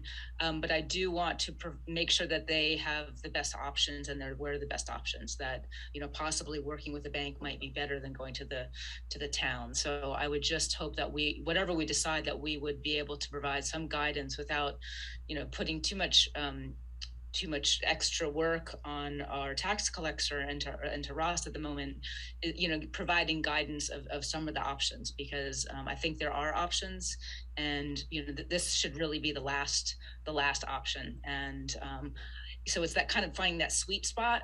And so I think it's the right thing to do. I'm just trying to find the sweet spot. Vivian Orlowski, very briefly. Thank you, Steve. I just wanted to clarify something that I interviewed assessors and associate assessors at several towns that have been doing this for a number of years. And they all stressed that the application process and reviewing the application was really very simple for them. For the applicant, it does involve clearing any other outstanding mortgages or any other trusts or things like that. But that time falls on the applicant, not on the assessor's office. So, for example, the associate assessor in Newton, where they have the highest number of exemptions in the whole state, 69 exemptions, he said that it takes him about a half an hour to review an application. Currently, our assessor's office reviews, according to the data from the Finance Committee, it reviews a number of, 16 of actual exemptions where the town forgives a certain amount of the taxes. And those applications involve having to check assets as well as income. The deferral does not check assets, it only checks income. So there's much less work for the assessors. So I agree with Ross, who seems to have a more, how to put it, realistic view of what this will mean. It could mean some extra work. I mean, there will be applications, but the fears expressed by some members of the select board really don't jibe with what other towns told me. For example, the town of Norwell, they have 11,000 people. They get between 6 and 8 applications a year. There are 2 people in the assessor's office for a town of 11,000. So they can manage with 2 people in the assessor's office. So here again, I don't think it would be an extra burden on them. Thank you. Garfield. Yes, I just wanted to reiterate what Vivian's saying. I think it would not be an extra burden. And the reason why I say this, it could be part of the job description, if you will. When you're giving something to do, that's your job. That's what you do. Lee. A question on not checking assets. So are you saying that someone could have quite a hefty amount of assets and that's not factored into this? Ross, do you want to answer that? Yeah, I think they're not looking at assets like, as far as counting your home and things along those lines. It's strictly based on income. Right. Total income for the property. But if they owned other property and had other, maybe it wasn't liquid, but if they had, property elsewhere, I mean, does that take into account that they could sell off property to pay for this? This. If it was generating income, we'd look at it. Okay. Yeah, I mean, it's not, it's not the various programs for these property tax exemptions in this program. They're all unique and they all have different tests. And like Vivian said, some include assets and some don't. So it's hard to sort of figure out, it's not logical how they all kind of work together. But Vivian's, it is correct that it doesn't look at assets. Do we know if reverse mortgages look at? I'm just thinking the options for people. So do we know that the options that banks offer, do they look at assets, or is it just? Well, I'm just speculating, right? Yeah. So we don't know exactly what they're going to look at, but I would say yes, they would, and I would say that, in my opinion, we've spent a lot of time on this very extreme hypothetical scenario where an individual would have a reverse mortgage and then also seek a deferral. I don't think that would happen, and it's not particularly. Again, it's extremely unlikely. I don't know if that, maybe you weren't asking that, but I think that's also a relevant point. So it seems to me, I'm in favor of the senior tax deferral. I think we already offer it, but I think we should publicize it, and I think we should change the parameters. And I think starting at an area where we're comfortable so that we're not inundated, which I don't think we would be anyways, the 35,000 makes sense. The Finance Committee did a lot of work, and I respect the 4%. I'd probably be more comfortable with 5%, but I respect that. What we're doing tonight, if we so choose, is to make a recommendation, accept their recommendation and send it to the town meeting. And ultimately the taxpayers are the one who's going to vote on this. So I was at almost all the finance committee meetings, and this was well thought out. So do I have a motion from someone? Can I say something before Lee makes the motion? Yes, and then Garfield's got his hand up, so yes. Okay, I'm sorry, you want just Garfield first? No, you can go ahead. It's just because I've heard it from three of us. I kind of agree with Lee. I want us to be the last resort, which is why I prefer 5%. So if a 4% motion is given and fails, I will be supporting a 5% motion. So I don't know how Lee wants to do it. Yeah, is this a discussion or are we voting? We can discuss. Yeah, I mean, I'm feeling the same urge to go for 5% and just to say to start with something because it can always be changed. But I'm comfortable going with the finance committee recommendation. But my gut reaction is to kind of play it safe at least for 1 year so we get a sense if we're close to the sweet spot and adjusting it. So that's my inclination, but. There is I think there's a motion. Was yours a motion, Steve, for 4%? No, there hasn't been a motion. Oh, we're still in discussion. Okay. Yep. Garfield has his hand up, so I'll let Garfield go. I just feel adamantly that 4% would be fine. I don't see why we need to tax these people on 1 more percent. 4%, I think, is not unreasonable. It's not too low. Again, like everything else works in this world, if it's too low, it will go up, just like everything else. Nothing goes down. So let's start at the base. And then again, as when you go to the grocery store, what you bought meat for last week costs more this week. So let's look at it that way. Let's look at it as 4% to start. And if we need to, we can go higher, as everything else does in the world. It seems like there are 3 of us who like 5% and 1 who would have liked it had the finance committee said it. So Eric, I'm curious about Eric's quiet. I don't want you to get away from this. Put you on the hot seat. I guess the way I would look at it is I would feel good if we started it this year at 5%, I would say. And like all things in banking and in loans, they do fluctuate. They do go up, they do go down. I'm on the cautionary side. I would like to ease in with this. I'm good with the 35%. I would feel better if it was at 5%, to be honest with you. So do I have a motion? I'll make a motion that we set the terms at the finance committee, said we'll amend the or leave the 4% as is and make the 35,000, 40,000. Okay, so Garfield's recommendation is 40,000 and 4%. Do I have a second? I do not hear a second. Do I have another motion? You want to do it, Lee? Sure. I make a motion for the senior tax referral to set a rate at 5% with the income limit at $35,000. Do I have a second? I'll second it for discussion. I wouldn't have a problem with 40, which is keeping up with inflation. I don't know how others feel.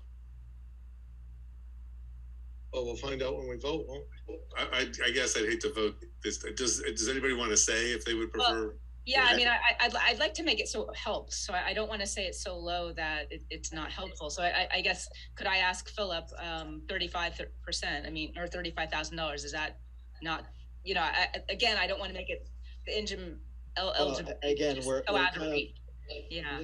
We had these conversations in the finance committee. Yeah. We're sort of walking around in the dark a bit. I mean, again, I wouldn't focus you might be thinking about 2 times 18,600. Yeah. The reality is that, you and I are not receiving the benefits, so we don't know, but you'll typically have the one individual of a married couple receiving the full benefit, and then the spouse may be receiving a smaller benefit. So I only say that just so to make it less significant, the 2 times 18,600. That is just sort of a very broad guideline as what Social Security benefits are. Okay. The reason I'm leaning towards 40 is because that's the cost of living from when it was 20 would now be 40. I'll vote yes for whatever you propose. Yeah, so I'd like. I had my hand up before you leave. Yeah, go ahead. Again, I will state, as Lee just noted, she said she doesn't want to make it so people can't use the benefits. So, and I'm saying, well, let's make it so they can and make it a 4%. I don't know why we're getting hung up thinking we're a bank. We're not a bank. We know that. Let's think of people. And Lee, I'll say it. I'm very surprised at you that's what you say, because this is a people issue, and I'm thinking people, and I think 4% makes it much easier for people. So I'm very surprised at that. So I think there's a balance, Garfield, between the town and the people, and I do not think that 5 is so onerous or 35 is so onerous that it would discourage people. And I think, to be honest, after listening to the finance committee, with all due respect, they were walking around in the dark for 3 or 4 meetings. They did their best, and it was very good. But they will be the first ones to tell you that it's not all scientific. It's just things. No. Phil, would you agree with that? No, I thank you. I would definitely agree. I mean, the key is, in a perfect world, we would have a full spreadsheet of all of the incomes of our residents who are senior citizens, and we can make a very scientific assessment of who we wanted to help and who we felt shouldn't be eligible for the program. But we don't have that information available. So that's why we again, we're trying to be open and honest when we're walking around in the dark. I mean, and it's important. One last thing, and I'll shut up, is I think we always had sort of a overriding tone in our conversation that, hey, we don't know how this is going to work. We don't know the interest in the program. So why don't we do it for a year at some middle of the range type of criteria and see how that goes. I think if we have specific information of a list of seniors who applied and were just over our eligibility criteria, then my sense is we would all support modifying the criteria to help those people out. We're not trying to, cut people off who need the help. We're trying to absolutely understand where the need is. And we sort of have to start somewhere, and that's how we got to our recommendation. Yeah. Thank you, Phil. Lee? So I absolutely agree. I think we need to start somewhere, and by all means, I think we need to make this something that will help people. So, and it's really that kind of going between, between two stools until we have the data. And I think, once this starts, we'll be able to get a good sense of, are we losing people because of $5,000 or a percentage point? So I would like to withdraw my motion, though, and make a new motion I'll withdraw the second. Go ahead. Okay, go ahead, Lee. I'd like to make a motion that we set a 5% interest rate with a $40,000 income limit. Do I have a second? Second. Motion and a second. Any further discussion? Seeing none. Yeah, hold on. What is? I'm not quite sure how I would vote if I agree with half of this. The Lee's edict, if you will. How does that? I don't know how to work that. You can't vote in a half, so you'd either say it's a good compromise, I'll vote for it, or you say I'm still not comfortable and you vote against it. Okay, thank you. That's how I would look at it. Okay. Okay. Did we lose Ed? Well, I'm here. My battery's dying. I'm trying to plug it in. Okay, good. As long as I still have you there. So roll call vote. So, and this is at 40 at 5%. Just so everyone's clear. Garfield. No. Eric. Aye. Ed. Aye. Lee. Aye. And no, it passes 3-2. So it does pass. Thank you very much, everyone. Good spirited debate. Okay, next we have the Housatonic Improvement Committee. We promote some people here. Mark will help me.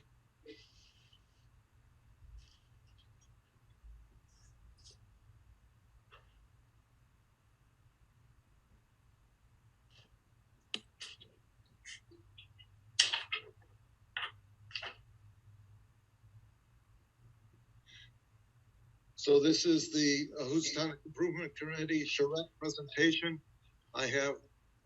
Hopefully I have Dan somewhere. There he is. Yeah, And Angela, I don't see, is there anyone else, Dan, besides Angela and you?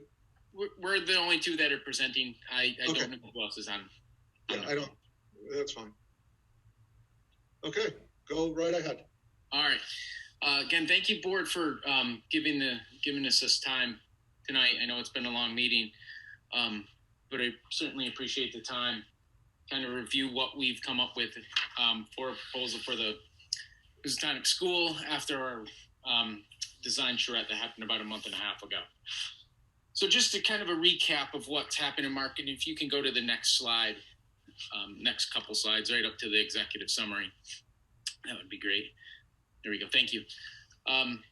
As you were well aware, and as the public is aware, the Housatonic Improvement Committee was formed in December of 2019, with our first meeting in June of 2020.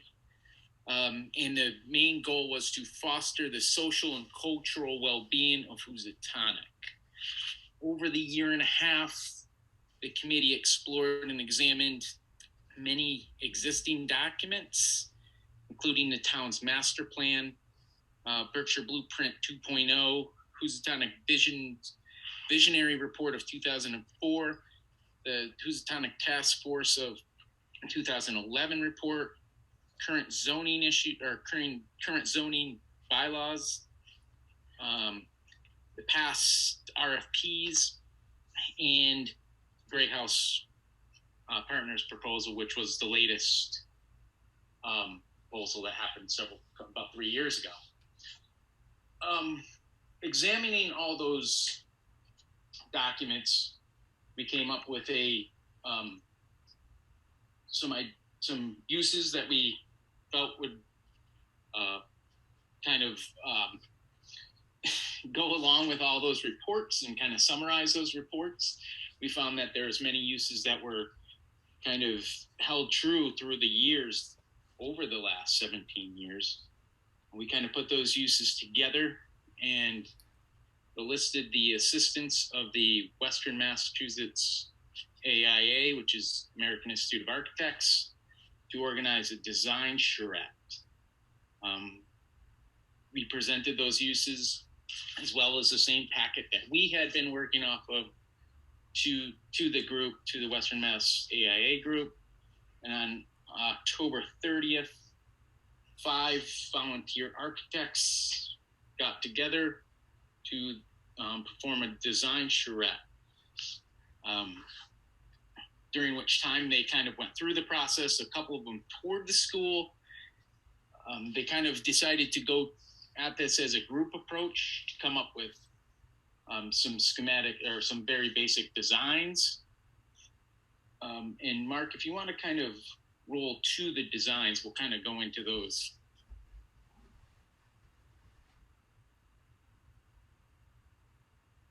So they came up with essentially 2 concepts, with the basement and first floor being the same in both concepts. The difference was the 3rd floor, where they included residential spaces. In the net, and if you go one more slide, Mark, we can see that, or a couple more slides actually, to the top floor, if you will. Perfect. Just tell me when to stop, Dan. Yep, that's good right there. Thank you. So this is the first option, which includes 4 2-bedroom apartments, 3 1-bedroom apartments and 1 studio apartment. This would entail the whole of the whole top floor, 2nd floor or 3rd floor, however you're looking at it. And if you go one more slide for me, Mark. This was the alternative to that, which would include 6 2-bedroom units. Now, if you kind of roll back all the way back to the basement plan, if you don't mind, Mark. I'm sorry, back to what? Yes, back to the basement plan. 2 more slides. 1 more, thank you. So the basement, which is again thought of as usable space, would be potentially supporting any tenant spaces, but it would also have the potential for a commercial kitchen, as well as some other public spaces if needed, as well as restrooms if needed. Now, if you go ahead one more slide, Mark, that brings us to the first floor,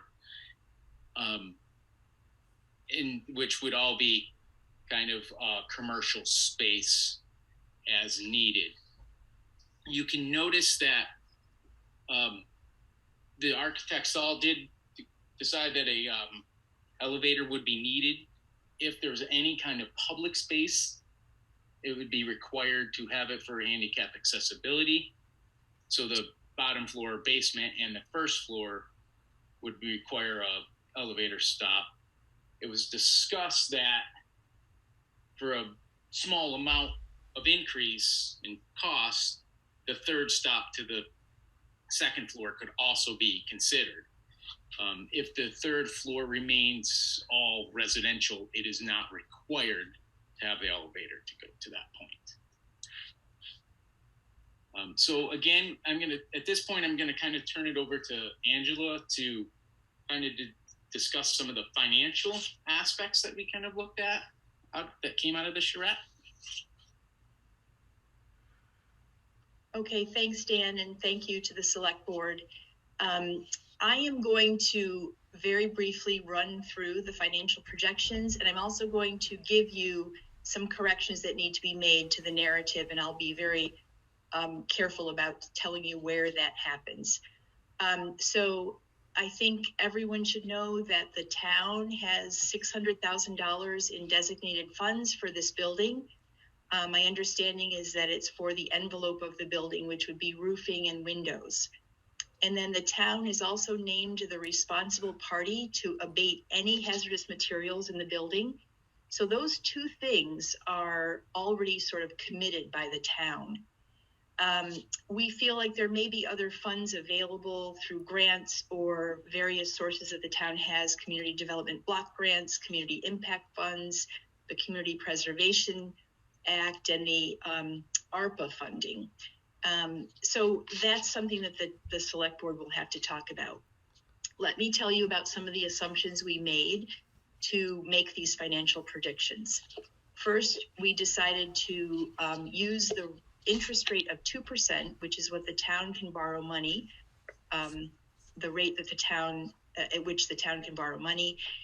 And we developed this chart showing borrowed amounts between $2 million and $7 million, and what the debt service that would correspond to those amounts would be. And then we projected some rentals just from the residential housing. So in the option 1 floor plan, if we assumed that we were charging rent at 80% of the area median income, so that they would be affordable, and we assumed that only one person was renting, even a 2-bedroom, just for discussion purposes, the rents per month would equal a total of $9,400. Again, if there was a mix of numbers of people in each apartment, 1, 2, 3, or 4 people, the rents would be higher than that. In option 2, with the 6 2-bedroom apartments, again, with using only one person in a 2-bedroom apartment, the rents would generate $7,050 per month. If there were 3 persons living in each apartment, their rents would be $9,060.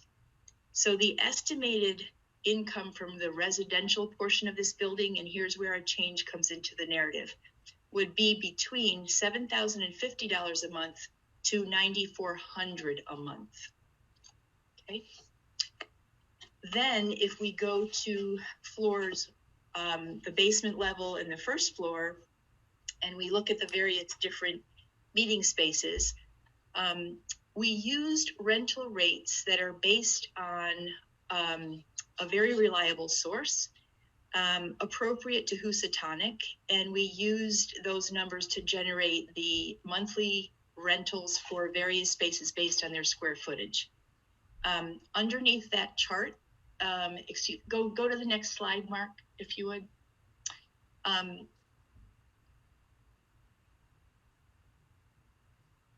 Interesting. Okay. We're missing some narrative here. Okay, I'll just keep on going. So in this chart, we're using every space that the architects enumerated and the square footage price at different rental rates per foot, $15 generally, and then $8 a square foot. And we come up with $5,794 and change from the non-residential portions of the building. What we didn't project out is what the kitchen / food preparation area could generate. So if we take the $5,794 and we add it to the $9,400, the building could generate around $15,000 a month, which falls in between a $4 and a $5 million loan amount. So it could carry between $4 and $5 million. We're hopeful that based on our numbers, and certainly more work has to be done, that this will look like a viable project. We are not sure whether the town will take this on. It may make sense to do that, or if it would be a partnership with a private developer. We didn't get into that kind of decision making, but we are looking at what we assume to be a renovation cost at $350 a square foot, which would mean it would be around a $7 million project. And we'd love to see it happen for the village of Housatonic. I'd like to just open the floor for questions about the financial predictions. Let me just ask, are you done with the presentation so we can take it? I can cap it off with our actual official recommendations in a couple. So why don't you do that before we take questions? Okay. Excuse me, Mark, if you just want to fast forward to our recommendations. Thank you. So these are our official recommendations. And as Angela mentioned, we are recommending that the select board require that either through an RFP or as part of a deed that some portion of the building remain in public use. We recommend that the RFP reflects the design charrette and keeps the historic integrity of the building. We recommend that the select board acts proactively to promote the availability of the building both prior to and during the RFP process.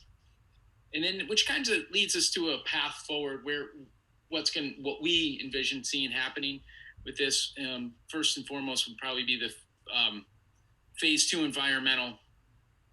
As soon as we could get a scope and the funds were available to kind of start that. We do know that the town is on the hook for any kind of environmental remediation that would need to happen in the building.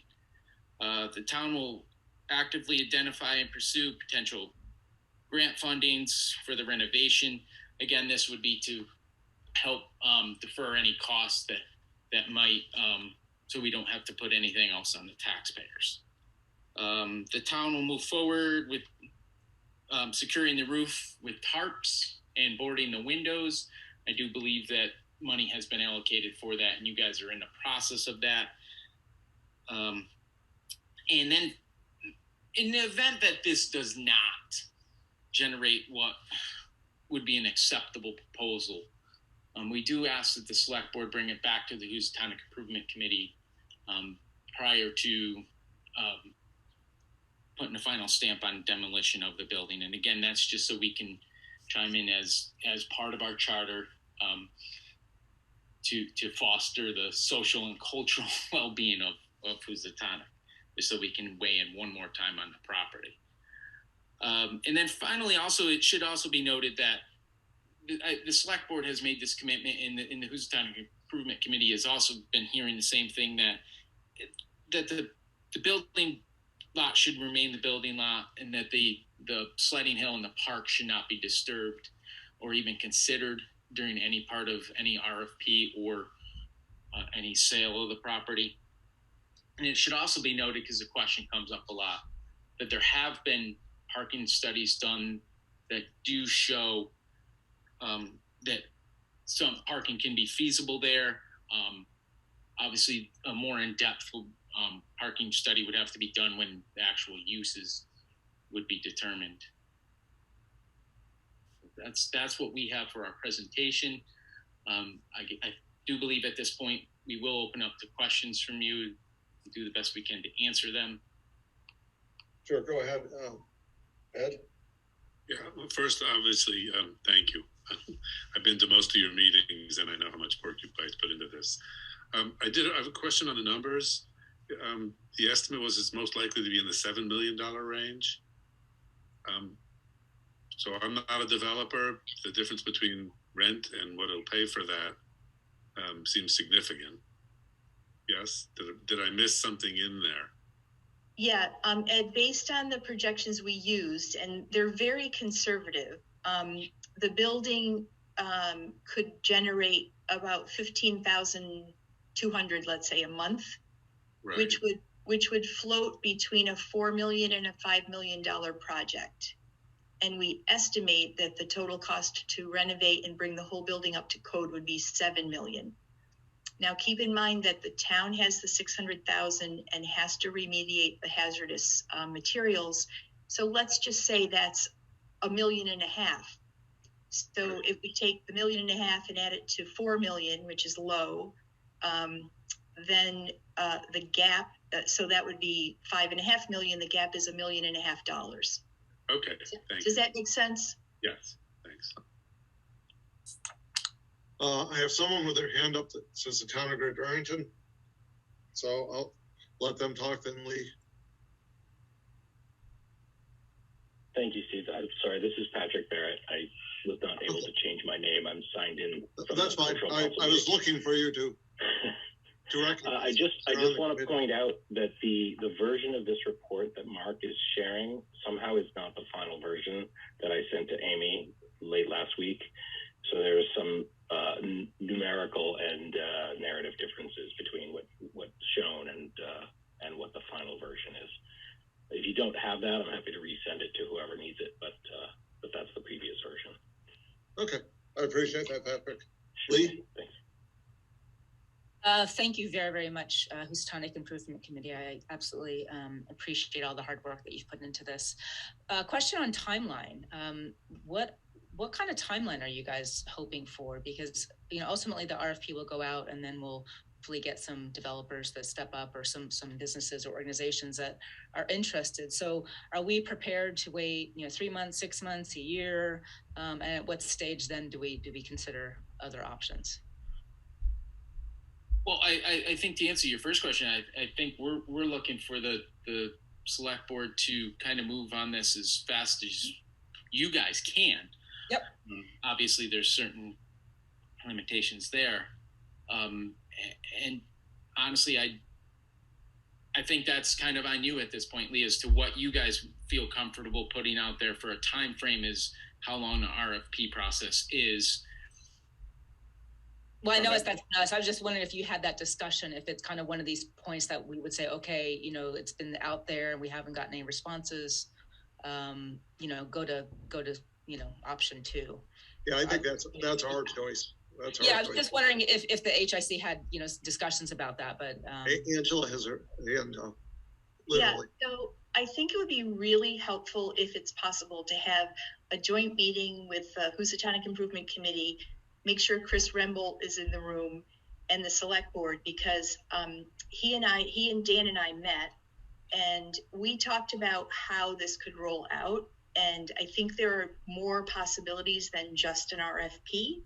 And I don't want to get into that because it's a whole nother discussion, but given that we have a loose plan and something that looks like it could be viable, I think we should start talking about how it could work pretty quickly. So the next step will be that we'll ask Mark and Chris to come back with an executive summary. And that could include in there, we'll invite the Housatonic Improvement Committee, and we'll do that as soon as they can get that out, which is, I think, will be fairly quick, but that'll be the next step. So briefly, I'll allow a few people to talk. Charlie Williamson. Yeah, can you hear me, Steve? Yes. All right. I heard the rent was going to be like $780, so let's round that off to $800 a month. does this also include the electric to the apartment, the heat to the apartment, and the town sewer to the apartment? Because people who are on town sewer, they roughly pay about $500 a year for town sewer. Are the tenants going to be paying for their town sewer, the heat and the electric, or is the town going to be picking up this expense? I think this concept, Dan or Angela, correct me if I'm wrong, is not that detailed yet. They've handed us a conceptual plan that we need to go deeper into, Charlie. So it's a good point, but there's no answer yet. I just thought $800 a month rent isn't covering some of these items. You're probably right, but we haven't gotten that far yet. We're still in the conceptual stages. Thank you. Thanks, Charlie. Bill Orenstein. Yes, thanks for all the work on this. I know that this is in its concept status, but has the committee considered making the entire building residential as opposed to mixed use? Just on the basis that there may be more interest or demand for, apartments as opposed to the commercial space. Phil, if I may, that kind of goes back to the history of the last 17 years of this.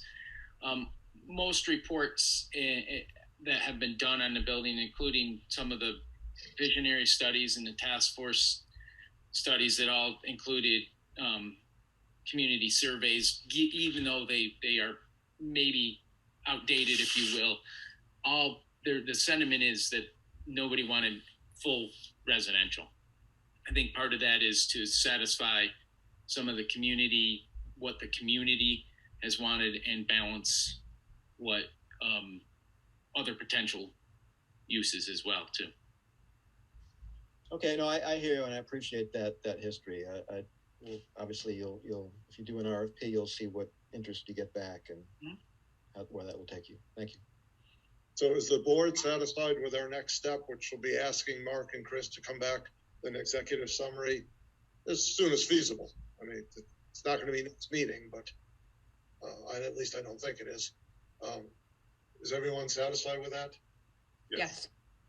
And I say to the Housatonic Improvement Committee, it's a tremendous job. I know it took you a while to do this. It was in depth, but this has been really helpful. And we will invite you to our meetings, our next meeting when we discuss this, and we'll move this along as quick as possible with us. We really appreciate it. Thank you. We certainly appreciate the opportunity to keep this moving forward. Thank you. Yeah, we need to. It's our pleasure. Thank you. Thank you very much. Thank you.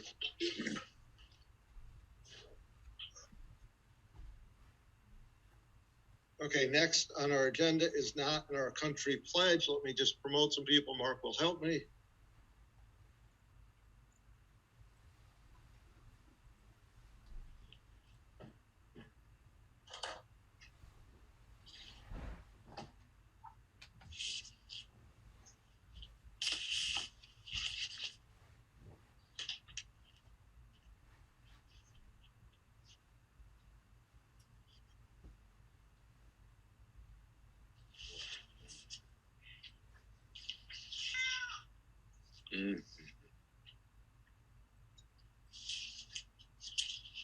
Okay, we should be good with all three now. Okay, hold on one second.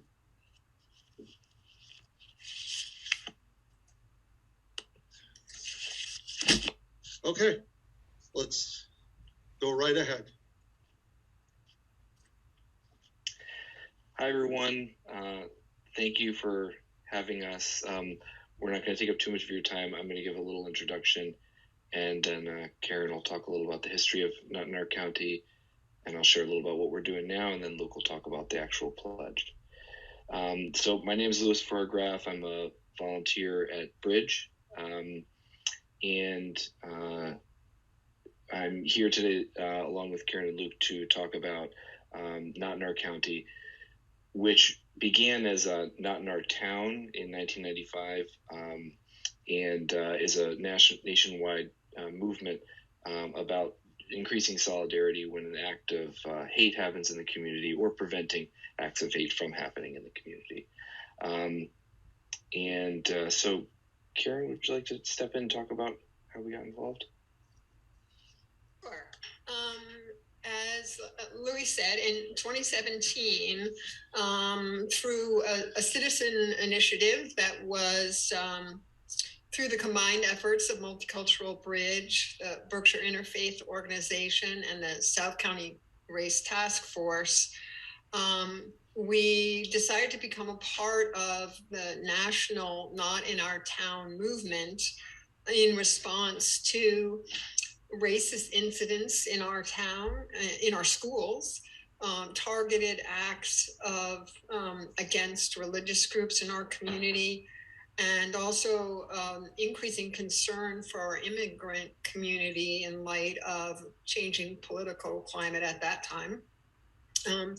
We chose Not in Our Town because of its history of success across the country at unifying communities against acts of hate and effectively changing the social climate in those communities by citizens rallying to support those that have been targeted.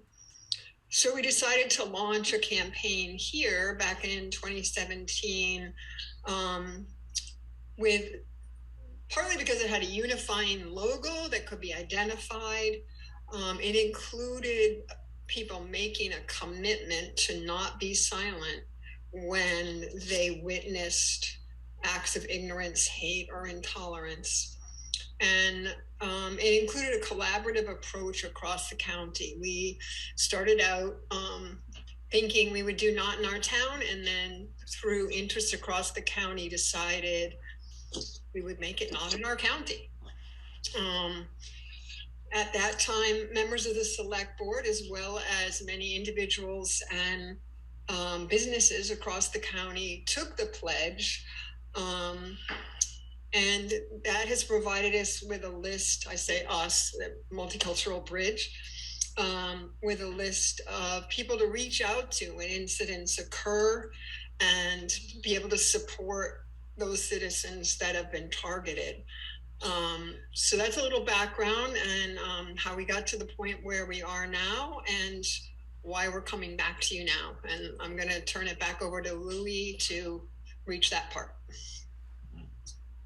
Yeah, so the purpose of us being here today, thanks, Karen, and the purpose of us being here today is it's an invitation.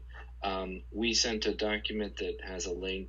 You can also go to Multicultural Bridge's website and go to the Not in Our Town link from there, and you can online do the pledge. This is an invitation for anyone who's interested. This isn't something, the way Bridge is thinking about this is not that we're trying to obligate people to do it. It's actually, we want to enroll and engage people who are interested in being involved. The commitment at its most essential is small, to say the pledge daily. The way I do it for myself is not necessarily that I say the exact pledge every day, but every day I will reflect upon, have I done anything today that's kind of moved things forward, sort of tried to make a little shift. So it's active engagement and commitment. And so this is an invitation to for the select board, the newly elected new select board, to consider being a part of that in whatever capacity you can. Luke? Yeah, thanks, Louis, and thanks, Karen, and thanks, select board members and everyone doing your part to take care of this town. It's a lot of work tonight, and it's been a long meeting, and I'm sure this is not rare for you all. I'd like to read the pledge, and I'd also like to probably, I'll speak for me, but I think I can speak on behalf of Louis and Karen. Bridge is all about building relationships, and if anyone wants to sit down for a cup of coffee or have a cup of tea to just talk about what this pledge means and how to make it more of a practice like Louis is talking about, we'd be happy to talk about all the ways to plug into social justice in the Berkshires. And so here's the pledge. I commit to working together with my neighbors to create safer, more integrated communities for all residents in Berkshire County. I do not stay silent in the face of intolerance or hate based on race, religion, sexual orientation, gender, identity, ethnicity, country of origin, ability, or any other factor. I work to acknowledge and heal all forms of hate, bigotry, and bullying, and I pledge to renew my commitment to this work every day.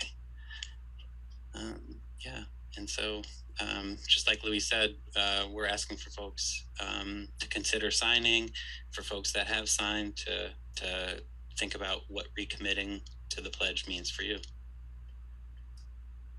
Thank you very much. I was here when we first did this, and it's as important that now as it was then, and I'm glad. You're always welcome to come back and remind us.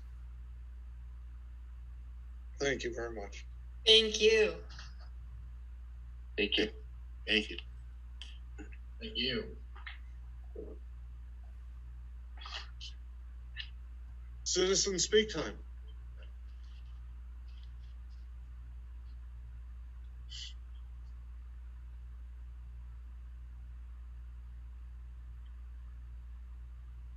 Charlie Williamson, go right ahead. Okay, Charlie Williamson, 48 Blue Hill Road. I've noticed here in the last week and a half, we've had outside contractors planting some vegetation on Main Street. I'd like to know what the vegetation is, and do you have a ballpark price, what this is costing using these outside contractors? We'll bring that into the next meeting, Charlie. Okay, well, what I wanted to bring up is if it's what I think they're putting there, like swamp grass, this is going to be a problem come next summer. There are blind spots on our pedestrian crossing ways. Swamp grass grows to at least 5 foot high. You're going to have accidents in the town. I do believe we could have used our own town employees to plant this material. And all I'm trying to say is I would like to see the selectmen take a 3 or 5 year project of improving the traffic problem in Great Barrington. I know we're working on Lake Mansfield, spending money on that. We spent money on charging stations. It's time to get in pedestrian crossing lights on all the crossing on Main Street. People just walk across there and stop the traffic. You got green lights and nobody's moving. I appreciate if somebody would put it on an agenda to look at it. It's serious. You can't get through the town of Barrington. Thank you. Thank you, Charlie. You're welcome. Vivian Orlowski. Thank you, Steve.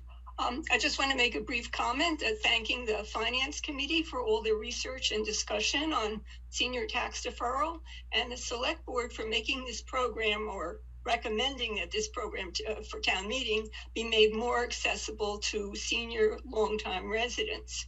I would also like to follow up briefly on Ed Abrams' concerns about other taxpayers having to foot this program.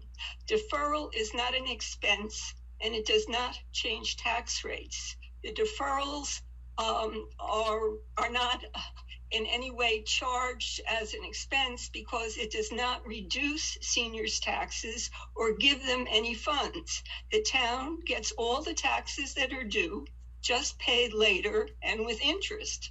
So repayment is secured by the first lien on the deed, as we heard from the Finance Committee, and no senior can charge more than 50% the value of their home. So the town is essentially guaranteed to get that money no matter what happens with the real estate market.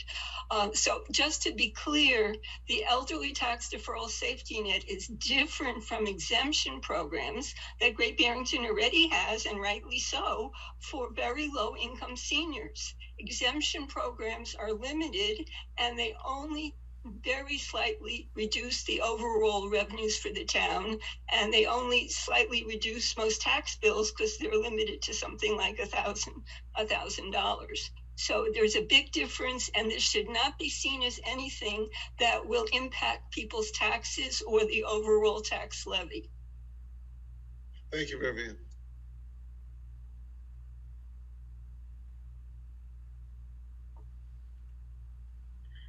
See no other hands up, so we'll select board time. We'll start with Garfield. I have nothing. Thank you. Eric? Nothing. Thank you. Ed? Yeah, just quickly, since I was mentioned in that, the town needs to take in $32 million. If less comes in, everyone else pays a little bit more. It's pennies, which is what I said. It's just pennies, because it's a small amount. Ultimately, we will get it back. So if you live here until it's all paid back and pay taxes, in the end, it didn't matter. But in a given year, it will raise other people's taxes just a little bit. Thanks. Lee? Nothing. And I have nothing. Media time.